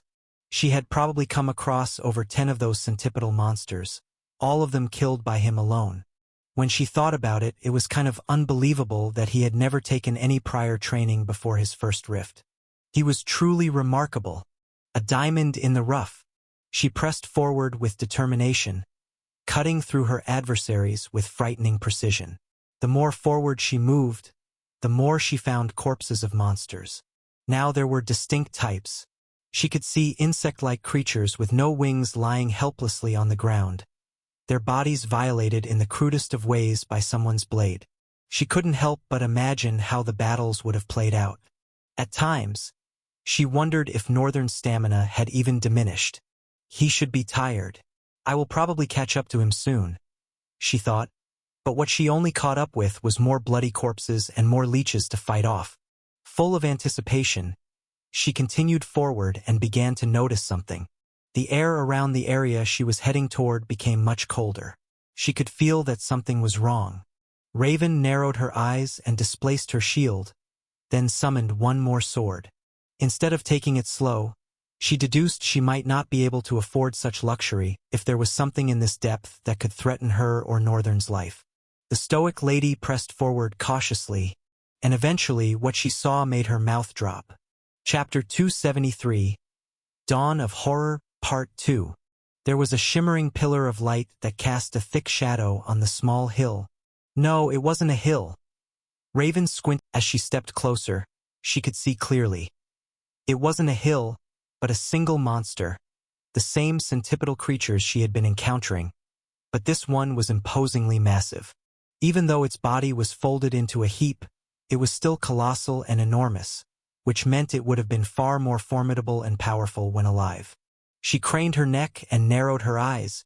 There was a human sitting atop the corpse of the monster, his rough and mangled white hair fluttering gently in the wind, face marred with violet blood, and azure eyes shone down with a predatory intensity, almost sending shivers into her bones. The human jumped down effortlessly, causing heavy distress in the waters. He looked at her for a couple of seconds, then sighed and looked away, turning towards the white pillar of light. "What are you doing here?" he asked. "I heard you fell, so I came after you." Northern was silent as she continued. "I have wings. We can go back up and continue our journey." Northern looked up. The whole place was shrouded in gloomy clouds, the scene beyond darkly obscured. He looked at the pillar of light and narrowed his eyes fiercely. "I don't have any intention of going back up." Raven arched her brow. "What do you mean?" "It's simple," Northern said, pausing to look at the pillar of light before continuing. "That right there, Raven, is a rift." She looked up at the shimmering pillar of light. Now that she looked closer, she could see the slight cracks in space formed by it. Raven frowned a little and brought her eyes back to Northern. Northern continued, "I'm going inside." Her eyes widened immediately but creased back again. "Northern, that's perilous. Judging by the amount of essence it's exuding, it's going to be one hell of a rift. Why go into it? It's a Tier 4 rift. I'm guessing it would be around the same level of difficulty as the rift I was in." His words were delayed by a single breath before continuing. "If it's the same level of difficulty, I want to see something for myself. This is a Tier 4 rift. The rift you came from was a Tier V. It only evolved at the end." "Wait, Northern, that's not even the point here. To challenge a Tier 4 rift, a party of at least 6 drifters needs to be assembled, with the inclusion of a master and a savant or 2 masters. And you want to just enter into it like that?" Northern shrugged. "I've done it before. I'm sure this time it will be way easier." He let out a pale grin and glanced at her. "I wasn't really looking for your opinion, Raven." Raven's brow furrowed. Northern did not care what she thought. Instead, he marched forward. She watched with a tight frown as the white-haired boy continued forward without any hesitation. This was not something they should just be marching into. They needed maximum preparation. They needed a plan.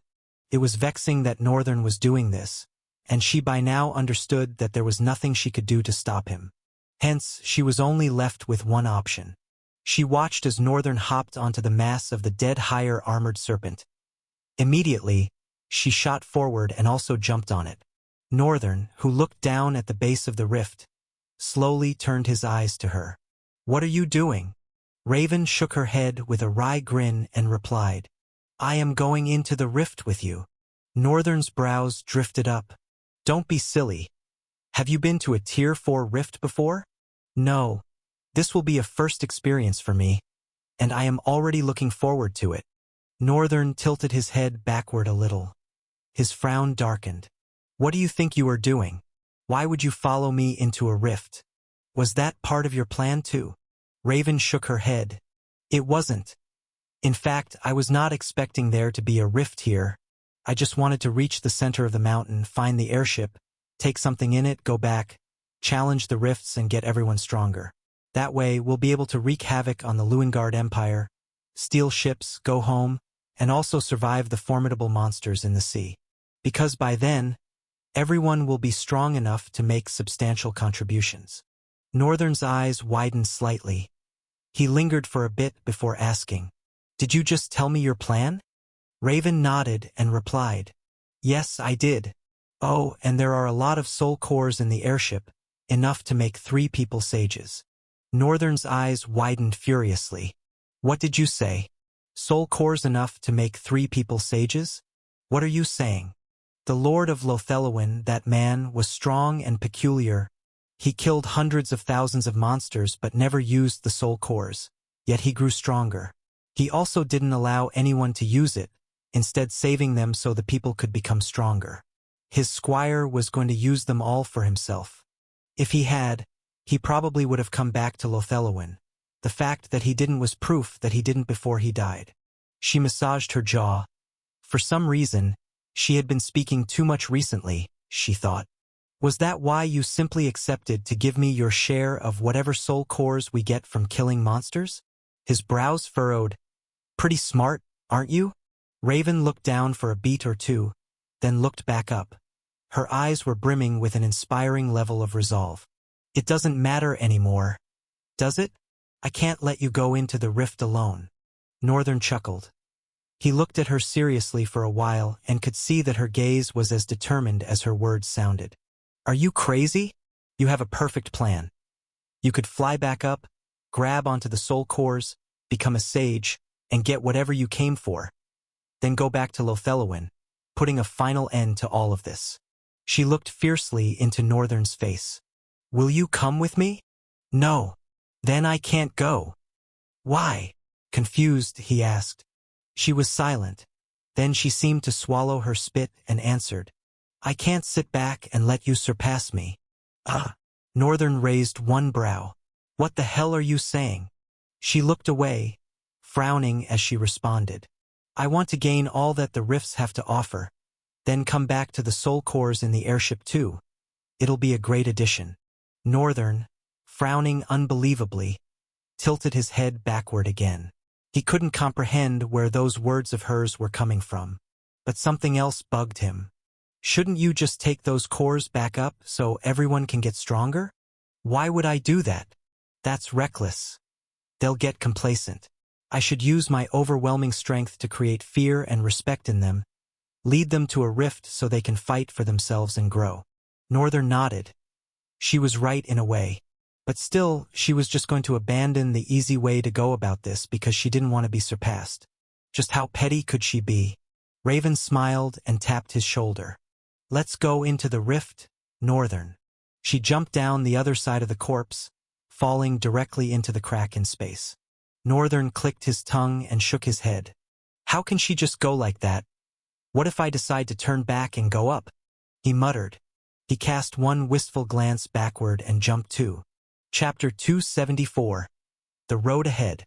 The frigid air nipped at their skin as their eyes opened to a breathtaking, icy expanse that stretched far and wide before them. Large chunks of ice, varying in size and shape, drifted lazily on the surface of the calm, blue water. Some pieces were flat and smooth, while others were jagged, like shards of broken glass glistening under the pale sun. Raven frowned slightly and couldn't help but shiver. She looked around in pallid horror. As her eyes followed the path of the floating ice, she was drawn to the midground where the water continued to extend, dotted with additional ice flows. This frozen labyrinth led toward the imposing silhouettes of distant mountains that rose sharply on either side, creating a natural frame for the stunning vista. These snow-covered peaks stood tall and proud, their angular formations partially bathed in the soft, gray light of the sun. Wisps of low clouds or mist clung to the higher elevations, adding an ethereal quality to the rugged landscape. Above, the sky was a masterpiece of soft, pastel colors, transitioning from a pale blue at the zenith to warmer hues near the horizon, where the sun's rays kissed the icy terrain. Delicate clouds drifted lazily across the sky, their movements slow and unhurried, as if reluctant to disturb the tranquility below. The entire scene radiated a profound sense of serenity and untouched beauty. The vast, pristine ice and snow formations spoke of isolation and purity, a world unmarked by human hands. The diffuse lighting softened the landscape, enhancing the calm and peaceful ambience that seemed to envelop everything in its gentle embrace. It was unbelievable that such a place could be a rift.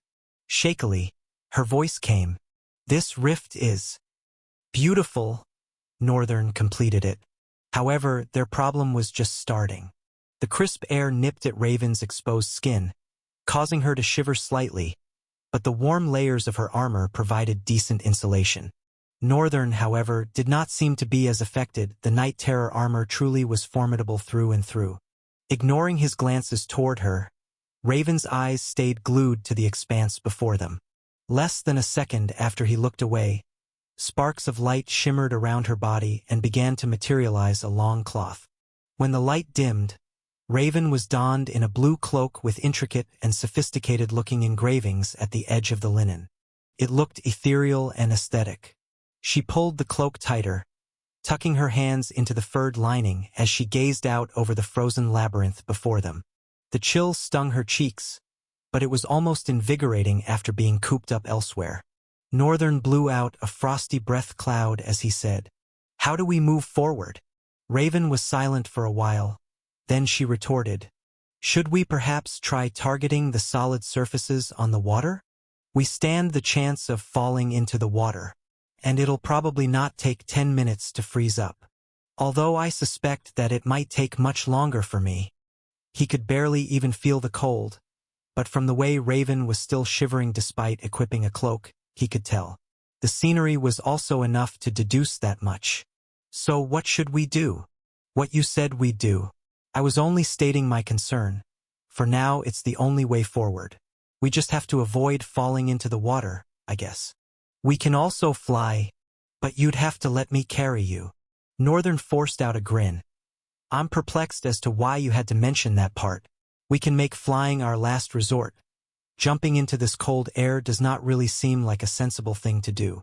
Raven raised her head a little and nodded. "Indeed you are right. I'm surprised. You seem like a probable leader." Northern tilted his head. "You seem like a different person. Because it's a rift, it brings a lot of ugly memories. I wanted to stay buried." He took a long, wistful pause and added, "Maybe that was a wrong move. Those ugly pasts built me. Maybe trying my best not to think of them had watered down the sort of person I should have been." Raven stared at him blankly. It looked like he was talking to himself instead of her. He shook his head slightly. "Well, it does not matter. I'll find out all of that in this place." Raven's hair danced gently as she swung her face to the side, observing the landscape once more. Then finally looked back to the front as Northern spoke. "Let's go." After a couple of hours of waiting on the edge of the cliff, Helena and Terence were beginning to get skeptical. There could have been a lot of danger down there, and the feral sage in particular was beginning to regret all of her actions till now. She was prompted to jump down, but Terence's voice came out. "Jumping after them will accomplish nothing." Helena looked at the oracle, wondering how she had known when she didn't even move yet. Before she could ask, however, the oracle's gentle voice trailed on. "Raven can't die. If she's not coming back up, then I'm sure she has a good reason. That means it's left to us to get to the center of the Sleeping Mountains." Helena was silent. She stared at Terence for a couple of seconds before she swallowed her spit and said, "I understand." She lowered her head. She clearly was feeling dejected. Terence could see that, but it didn't mean she was going to be any kinder toward her. Hitting her unconscious and carrying her to the tower when she made clear Ull's desire warning not to, that pissed her off so much. She had overlooked Helena's careless comment to Northern because she felt the sage was much older and had been here longer than they have, and after what Helena had done to her, she had to reconsider her evaluation. The feral sage perhaps was hypocritical, as she had claimed Northern was.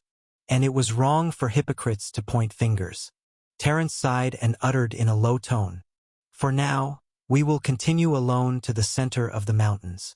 Chapter 275. Kind Words from a Kind Lady. It was not easy hopping from one flat chunk of ice to another. They had to take conscious effort to make sure they were not fully unleashing their weight each time they leapt and landed. And they only continued forward with no hope for their destination ahead. They continued further but were only met with more, larger chunks of ice. Sometimes the surface was wide and sturdy enough for both of them to walk on comfortably. Other times they were weak and would even crack up before they leapt away. But regardless, both of them, with amazing efficiency, helped each other forward from one ice surface to the next, regardless of the white and landless horizon ahead. They continued forward. The night slowly set upon them, Not that there was anything they could do about it. They had to look for a way to survive the night as the cold began to get more intense. Northern didn't feel it directly, but he could see Raven. Watching her shiver seriously made him realize, she's only human. The level of cold that was biting deep into her bones was beginning to get in the way of her movement. Even her legs trembled as she tried to walk. No doubt, the level of coldness rose tenfold at night, and Northern couldn't even figure out why. He didn't need to, however. He didn't feel compelled to. The priority right now should be facing the monsters in it and winning through it all. Maybe if he had a bit of interest in geography, astronomy, or whatever it was, maybe that would have been a different story. Northern looked up as they settled on a slightly bigger surface of ice. Beneath the star-studded sky, a celestial dance of green and blue hues unfurled across the heavens, casting an uncanny glow over the icy landscape. The skylights, ethereal and mesmerizing, painted the night with their luminous trails, illuminating the frozen realm below with a spectral light. Northern sighed and crouched beside the shivering Raven. He looked at her with a hint of pity reflecting on his face, then threw his gaze away before her head turned. At. There was no word that she'd speak that didn't break apart. Northern investigated their surroundings before responding to her. We have to look for an enclosure of any sort, or else you'll freeze to death before morning. Despite the intense shivers, she forced out a grin. What is this? Are you worried about me? Her voice trembled heavily. Northern looked up. He was very unsure what his response should be at a time like this. She was in a very vulnerable state, and he should at least show a little pity, should he not? However, Raven's voice sounded once more. Still, I'm quite surprised. You seem to be doing well. Too well. Northern looked down and gently placed his hand on the chest of his black, lustrous armor. It's impressive than it looks. She nodded shakily. You got that from killing the Rift Guardian? She let out a terrifying sneeze immediately. Should you even be talking? What difference does it make? Answer my question. She looked at him. Northern took a bit of time in silence and then answered, well, I got it from killing the Rift Core. The Rift Core, Night Terror, he killed the Rift Guardian. Raven let out a pale smile and commented, how strange. Northern looked at her with an inquisitive intensity deep in his eyes. What? Nothing, just that.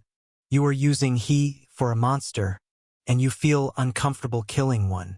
You are quite the hypocrite, aren't you? Northern frowned. I can't control the things I feel. Although I admit that I am somewhat hypocritical, I think it's not fair to kill a person, but I won't hesitate to do it if my secret or life is on the line. I won't hesitate to do it if it's to protect the people I love. He took a pause to breathe before he continued. I also think monsters perhaps deserve peace too. Strange, isn't it? But I've lived among them to know they deserve a chance at peace. A chance to live. But then I think sometimes, if it comes down to it, do I have the conviction not to kill them? After all, killing monsters is the only way to get stronger. Raven breathed out. The air almost froze her nostrils, causing her to sneeze a couple of times, but that only made it worse. She felt like her throat was getting clogged. But Northern quickly helped her. He supported her back and created a black fire in one hand and moved it close to her face. It's dangerous, so don't move too close. Raven slowly steadied her breath. The heat of the fire slowly melted the ice in her nostrils, and soon reached her nostrils. She began to feel better and sighed. Thank you, she appreciated Northern with a soft smile. It's fine, he said and held his hand before her face for a while. The two of them fell silent for a couple of minutes. Then Raven's voice came forth. Nobody is perfect, Northern, and it's fine not to have it all figured out yet. I'm sure even I have a lot of things to figure out. My family, well, they are a crude and complicated bunch and have twisted my view of everything. But these past few months in Stelia have had me questioning everything I've learned while growing up. She paused and stared wistfully to their front. I think the most important thing is that we leave a lot of room for growth. Northern watched her with a blank expression on his face. Hearing her say those words was so shocking that his face was rid of any particular expression. But a beat later, his white brows creased into a gloomy frown.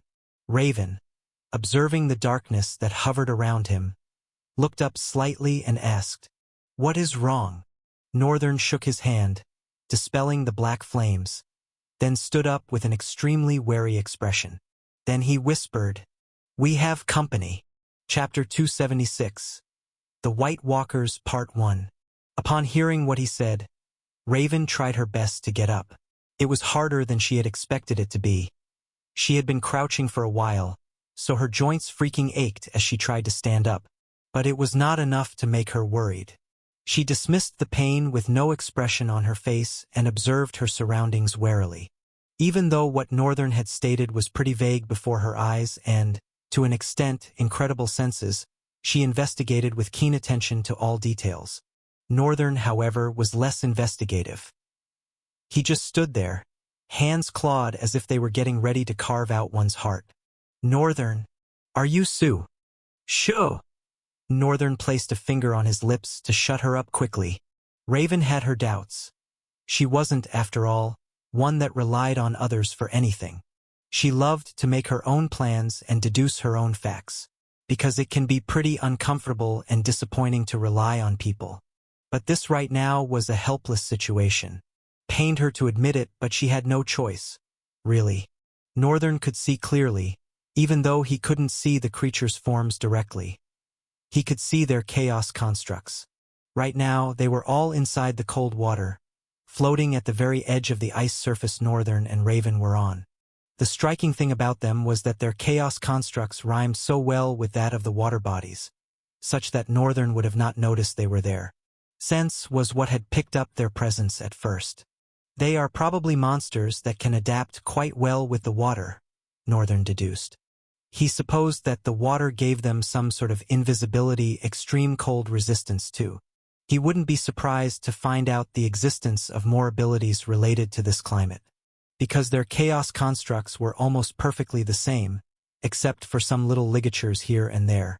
And those were what sustained the differences between the essence of a monster and that of water. No matter how similar their compositions were, in the end, water is water, and a monster is a monster. Neither is any of each other. Those ligatures were there to uphold that fundamental fact. Of course, Northern had a wild idea that if he probably messed with the chaos construct of the monster, he could tweak even those fundamental principles. But he didn't think that wasn't going to come without some heavy backlash. As much as the thought of that experiment was interesting, he had to quickly shove it to the back of his mind. There were more pressing matters to attend to. Northern stared with his eyes full of skepticism. Raven stayed next to him, silent and trying her best to, for once, trust him. Although her eyes were desperately darting around, hoping she'd see whatever it was he was seeing. Suddenly, the water bodies began to rise.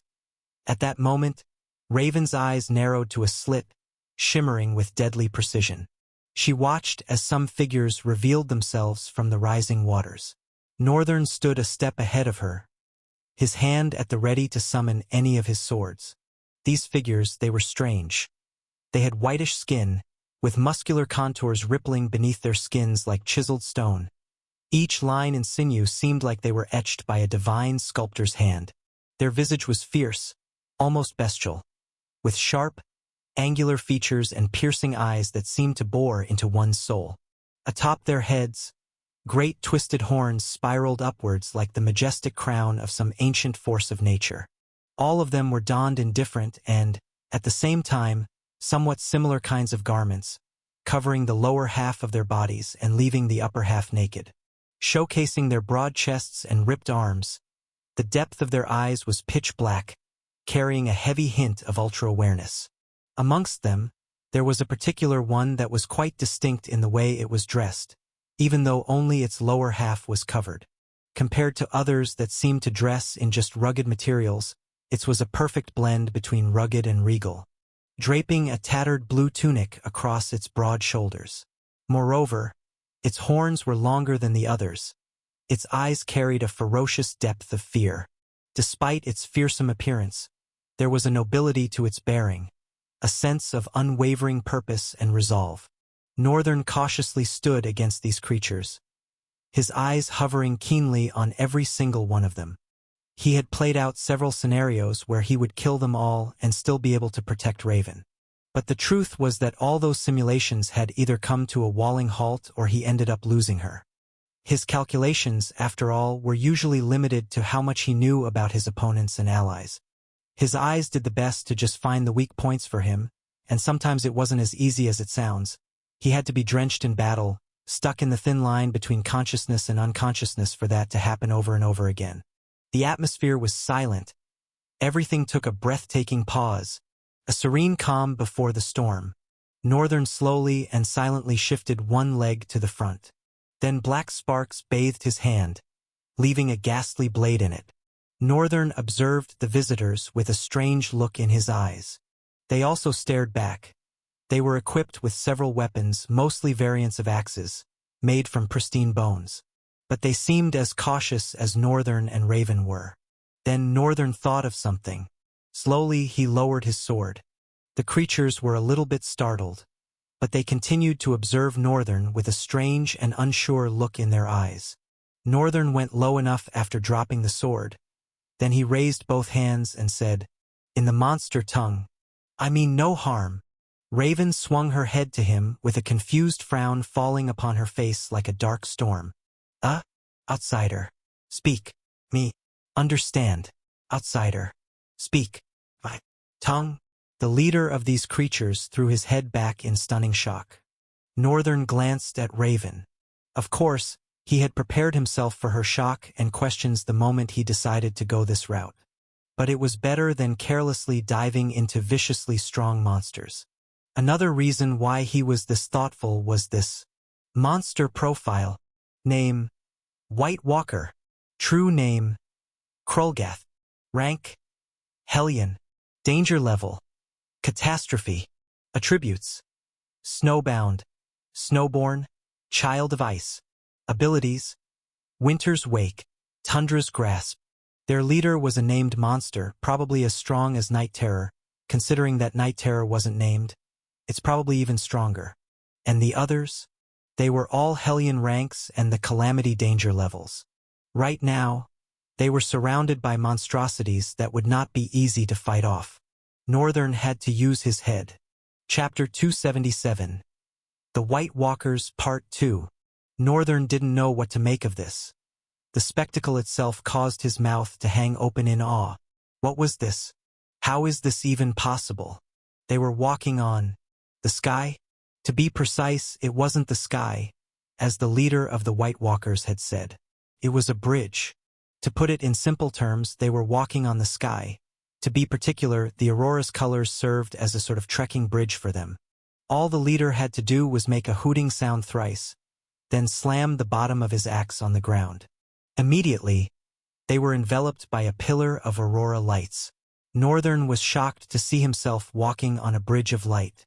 He and Raven were guarded left and right, walking between the other White Walkers with their leader in front. The walk continued for a while. During it, Northern tried to observe the world below. But the world below was obscured, blurred, and not much could be discerned.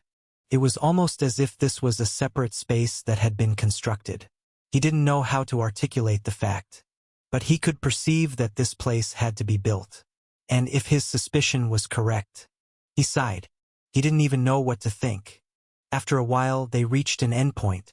The leader of the White Walkers made another hooting sound and slammed the bottom of his axe on the ground. Immediately, everything became blurry and nauseating for Northern. Before he knew it, they were already on the ground. Immediately, their feet touched the ground. Raven quickly ran to the side and blurted out a lot of things. She puked a whole lot, causing even the White Walkers to look away in disgust. The leader of the White Walkers giggled mockingly with his arms folded and stated to Northern in the monster tongue, "Your woman scared of heights. Your woman weak, our woman strong." He flexed his biceps at Northern as he spoke. Raven, with a frightening frown on her face, wiped her mouth and asked, "What is he saying?" She asked, grimacing. "He called you weak."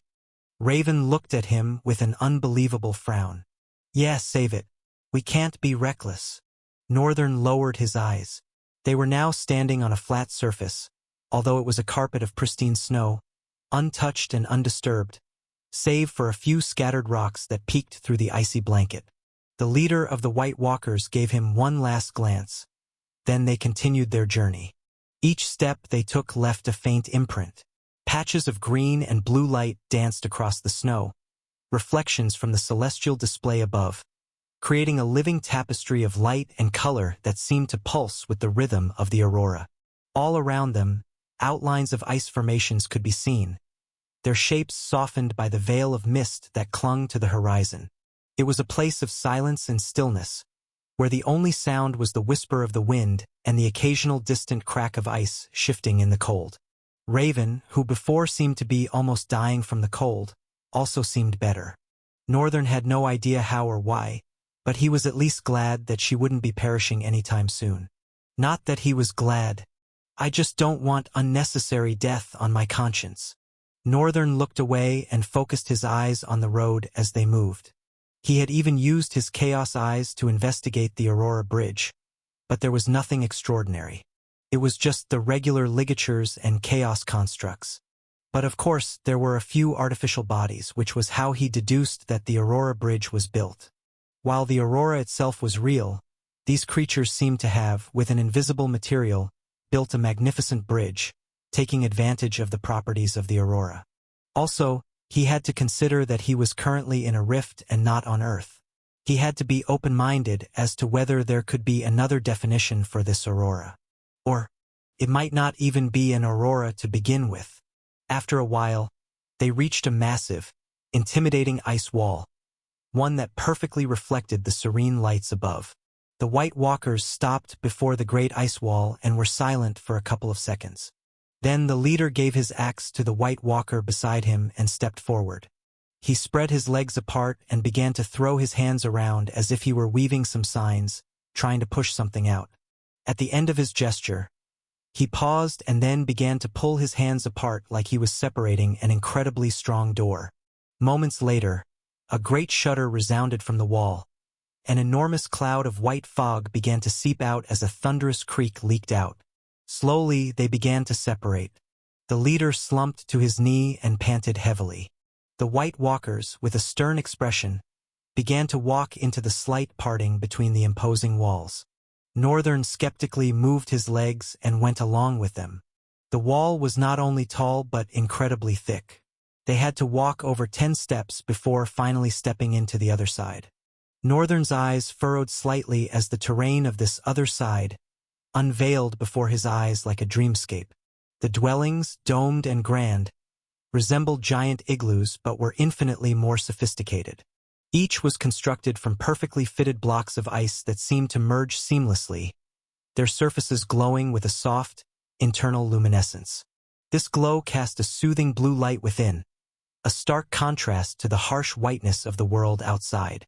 Inside these homes, the temperature was surprisingly warm, insulated by layers of treated ice that trapped and retained heat, creating a sanctuary from the biting cold. Every home was a work of art, adorned with intricate ice sculptures and motifs that depicted scenes of daily life, legendary hunts, and the murals of myths they revered. Furnishings, also carved from ice and cushioned with thick furs, offered both comfort and warmth.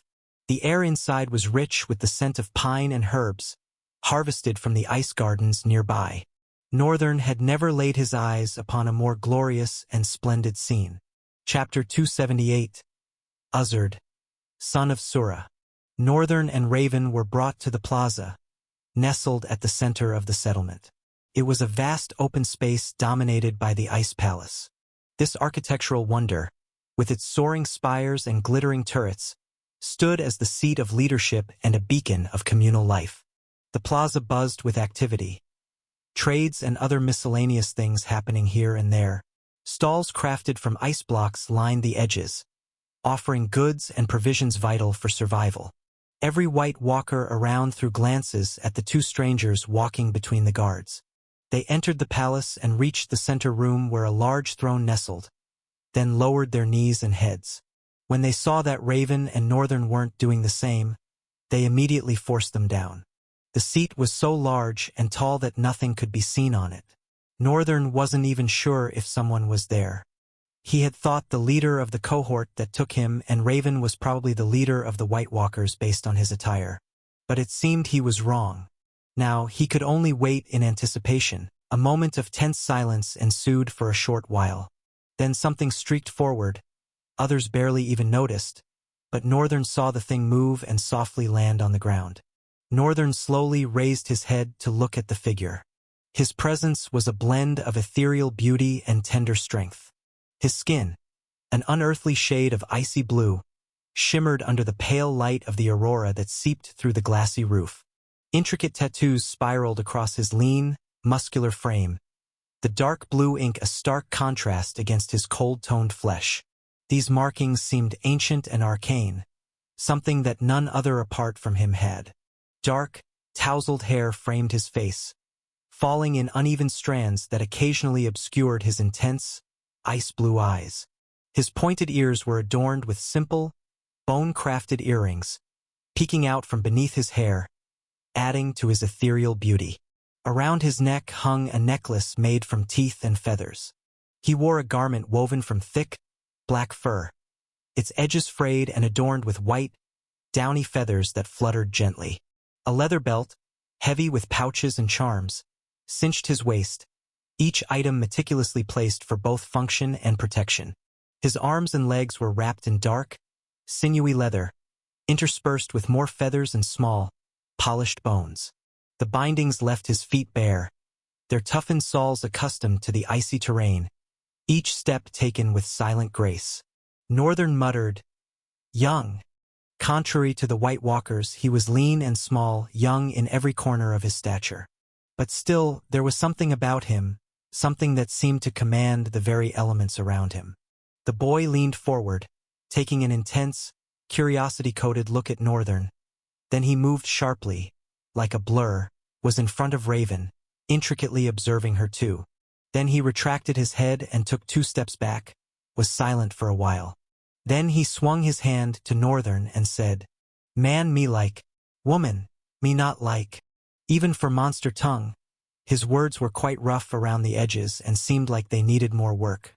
All of them actually seemed the same way. But that was not the problem right now. What did he mean by woman me not like? Does he have some kind of prejudice against Raven? Raven leaned a little to him and whispered, "What's wrong?" "Apparently, the kid doesn't like you." Northern whispered back, "Yeah, I figured." If they were 15, the boy looked like he was a little over 11, quite young but with a fierce and strong presence. And moreover, he was the leader of this entire settlement. Northern was beyond impressed. "Great one," Northern started, of course in Monster Tongue. However, the moment Northern spoke, the kid's eyes paled. He staggered back with a Masaka look on his face. Something drove a pale shock into his bones. And even Northern too was surprised. "What's wrong? Did I say something wrong?" he thought. Worried, Northern inquired, "I'm sorry, did I say something wrong?" Instead, the boy only got more pale, taking another staggering step back. After a few seconds, he shakily spoke. "Mouth. Speak. Language. Good. Very good," he commented with a thumbs up to Northern. "Eh?" Northern was dumbfounded. Was he shocked because I can speak their language or because I can speak it more fluently than they can? Northern suspected that it was the latter, but he didn't quite get it because the White Walkers didn't have the same reaction. Curious, he decided to see the boy. Monster profile. Name, Ice Walker. True name, Dust of Snow. Soul rank, Hellion. Danger level, Hazard. Attributes, Snowbound, Snowborn, Child of Ice. Abilities, Frozen Touch, Touch of Sura, Steps of Snow, Sura's Panoply, Frost Breath, Glacial Movement. Northern froze. Eh? Just how many abilities? This was beyond awe-striking. Hellion rank, Hazard danger level.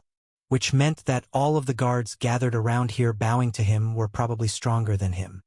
But the fact that he had so many abilities made no absolute sense. The only thing Northern could link it to was his true name. Would it be safe to say that the strength of the true name shows in how many abilities they have? Then where exactly does one find the talent of a monster? The true name was a name imprinted on the soul, which meant that they reside in the same place with talents themselves. However, how can one find talents without destroying them into talent fragments? Northern didn't know why this thought was popping into his head at this particular time. But he felt like he should be able to extract talents as a whole from monsters with true names. Although he also suspected that if such monsters died, there would be no talent fragments for him. But who cared about that? If he can copy the talents of monsters, that would be a big step-up game for him. He wouldn't be so limited after all. Northern smiled internally as this idea sparkled brightly within his mind. He was going to work more on it much later, but for now he had to deal with the boy, who stared at him, blinking, then slowly said, "Man, teach me language. Me, teach, man, way. Ugh." All the guards looked up with a dazed expression. Chapter 279. The Strong Lady Part 1. Northern also found himself dazed for a few moments. The boy wanted to learn the language and in exchange, teach Northern their ways. It was a great idea, but it came so easily that Northern doubted its potency. Was he to accept the situation just like that? The boy looked at Northern for a while and turned his eyes to Raven. Then with a frown said, "Woman, go out." Of course. Immediately, Northern's eyes darkened.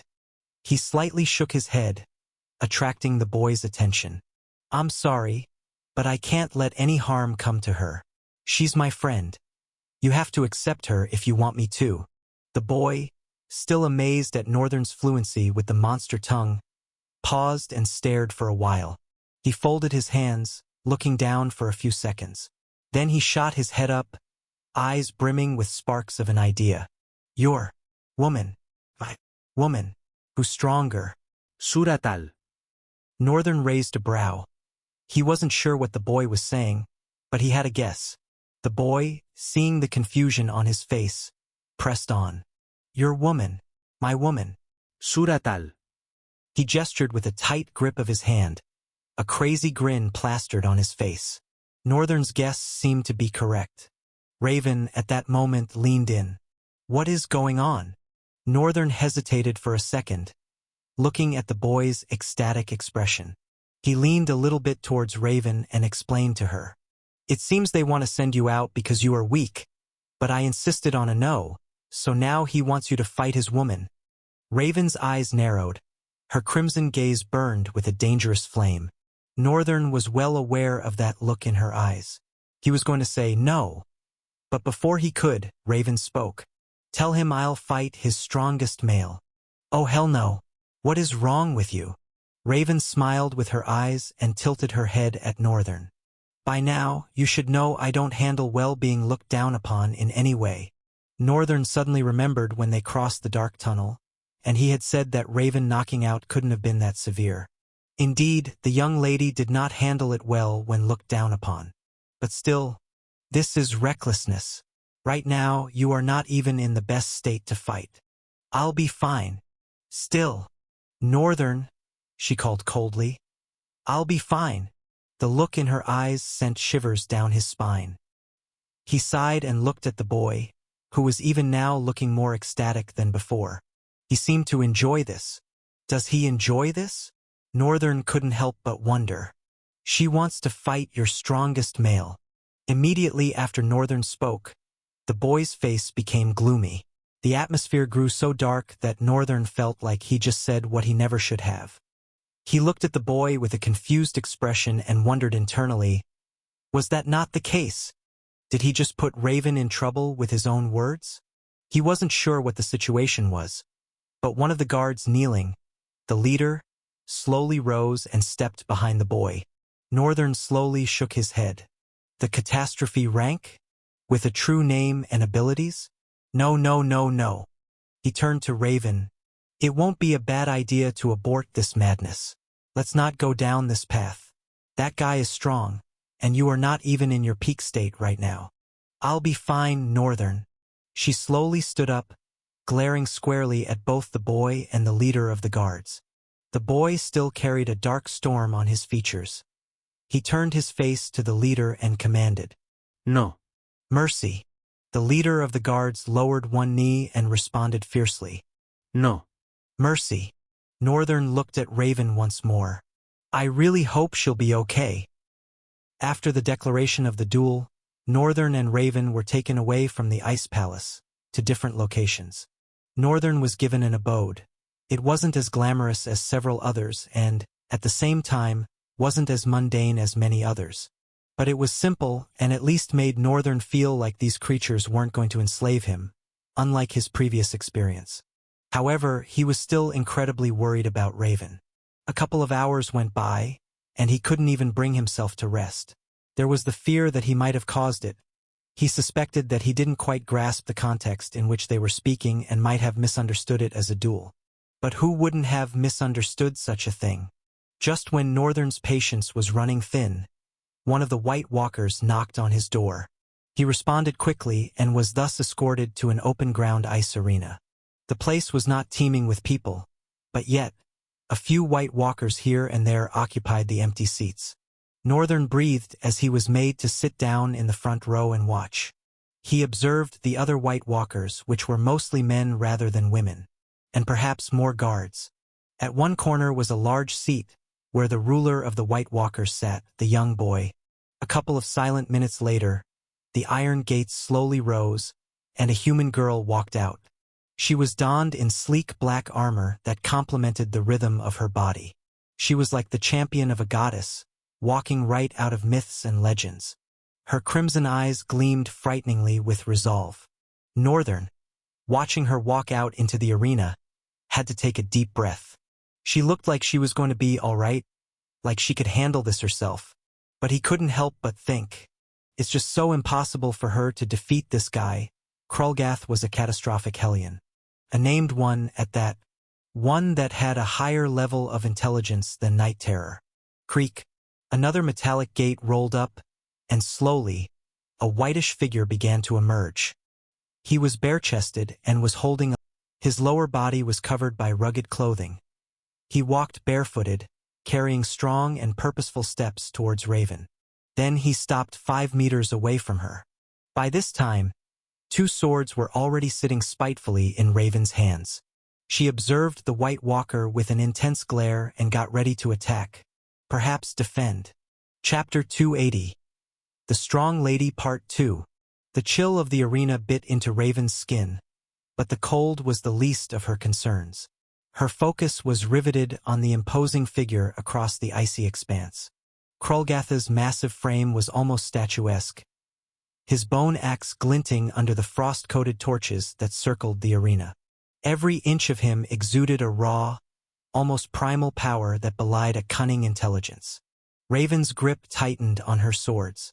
Nightfall, which she had always wielded before coming to Stelia, and Edge, which she gained after one phenomenal battle, hummed with a barely restrained energy, a dim white light enveloping their blades, a stark contrast against her ebony armor. She could feel their subtle weight, which had become an extension of her very will and body, ready to slice through the air with lethal precision. As the silence hung thickly in the air, Krulgath made the first move. With a guttural roar that echoed through the arena, he swung his axe in a sweeping arc. The force of the swing alone created a blast of icy wind that sent shivers through the onlookers. Raven didn't flinch. She sidestepped, her movements fluid and precise, narrowly evading the lethal edge of the axe. In the span of a heartbeat, she retaliated. Raven's blades flashed through the dim light, aiming for Krulgath's exposed flank. But he was faster than he appeared. The bone axe came up in a defensive sweep, deflecting the strike with a resonant clang that reverberated through her arms. Sparks flew, mingling with the frost that coated the ground. Raven pressed on, her swords a blur of motion. She moved with the grace of a dancer, each step calculated, every swing deliberate. Krulgath's defense was formidable. His axe, despite its size, moved with surprising agility. He parried her attacks with an almost casual ease, his expression one of grim amusement.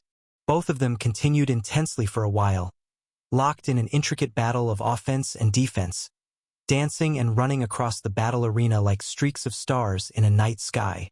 With one deafening strike that Krulgath defended, he rolled through the air and landed back. At this point, the arena had grown eerily quiet. Earlier, when the fight started, they were booming with cheers and laughter. All of them seemed to be on Krulgath's side, even the small number of females that watched. Northern couldn't help but pity the lonesome warrior then. But now they were probably swallowing their cheers, shame besmirching their expressions. He, on the other hand, felt proud. Of course, it was Raven Kageyama. What else did he expect from a daughter of the notorious Kageyama clan with a paragon for a clan patriarch? The White Walker, Krulgath, stood squared and stared at Raven evenly for a few seconds, then parted his lips, releasing a grin. "You, strong," he rumbled, his voice carrying a grudging respect. "But not strong enough." Raven's expression darkened. She didn't understand what he was saying, but she also didn't think it was nice. The creature was brimming with cockiness. Krulgath's next move was a magnifying testament to his strength. He shot into the air as if fired by a ballista, and with a mighty heave, he brought the axe down in a crushing blow aimed at Raven's head. She crossed her swords above her, the impact jarring her to the bone as she blocked the strike. The force drove her to one knee, the icy ground cracking beneath the pressure. But Raven was tenacious. She gritted her teeth and pushed back, forcing Krulgath to step away. She rose swiftly, her crimson eyes blazing with resolve. With a swift motion, she twisted her blades into a defensive stance, their edges gleaming menacingly. The arena seemed to hold its breath in tension as both duelists glared at each other. Krulgath's gaze was cold, calculating, while Raven's was a burning inferno of determination. Stubbornness flickered on her face like wildfire, untamed and unyielding, ready to consume all that stood in her way. But what had brought her thus far wasn't just sheer stubbornness. Somewhere in the depth of that fiery gaze of hers was an intelligent and cunning mind, one that ceaselessly searched for strengths and weaknesses to exploit. Yes, strengths and weaknesses. Northern watched interestedly from his seat. Something told him that, for once today, he might get to see Raven's true ability. A chance to copy. His heart jumped with excitement. Krulgath made a sudden move, charging forward with maddening ferocity. Raven dodged to the side, her swords flashing out in a counterattack. But Krulgath was ready. He swung his axe in a backhanded blow that caught Raven's left sword, sending it spinning from her grasp. For a moment, Raven was off balance, but she recovered swiftly. She pivoted on her heel, her remaining sword slicing through the air in a deadly arc aimed at Krulgath's neck. He ducked under the blade and retaliated with a powerful kick that caught Raven in the chest, sending her sprawling backwards. The impact drove the air from her lungs, but she rolled with the fall, coming to her feet in a crouch. She felt the cold bite of the ice beneath her fingers and the sting of pain in her chest. But pain was nothing new. If anything, it was a familiar friend, one that she had been given no choice but to grow up with and evidence that she was still alive. Krulgath stalked towards her, his expression filled with savage delight. "Woman. Strong. Me. Stronger. Woman. Weak. Not strong enough. So weak." He stood gallantly and added, "Krulgath will end this." Raven's eyes narrowed. She rose to her feet, retrieving her fallen sword in a swift motion. She took a deep breath, centering herself, and shifted into a strange stance, muttering to herself, "I really hate to use this." Something about the air around her began to grow grim and incredibly heavy. Northern's eyes were locked onto her. "It's coming. This is it." He could feel it, or so he thought. Krulgath, ignorant of the strange atmosphere that surrounded Raven, charged again, his axe a blur of motion. Black Wing Barrage. Raven met his assault head-on. She parried his blows with a speed and precision that left no room for error. Her swords danced around his axe, finding gaps in his defense, slicing at his exposed flesh. Each strike was a calculated move, a test of his reflexes and endurance. Her strikes were relentless, and her blades were a whirlwind of steel and fury. But Krulgath was strong enough to stand through those ferocious attacks. He swung his axe with brutal efficiency, forcing Raven to stay on the defensive. She ducked and weaved, her movements a symphony of grace and power. In a swift, low moment, she muttered again. Black Crow Dual Blade Arts. First form, Storm of Crows.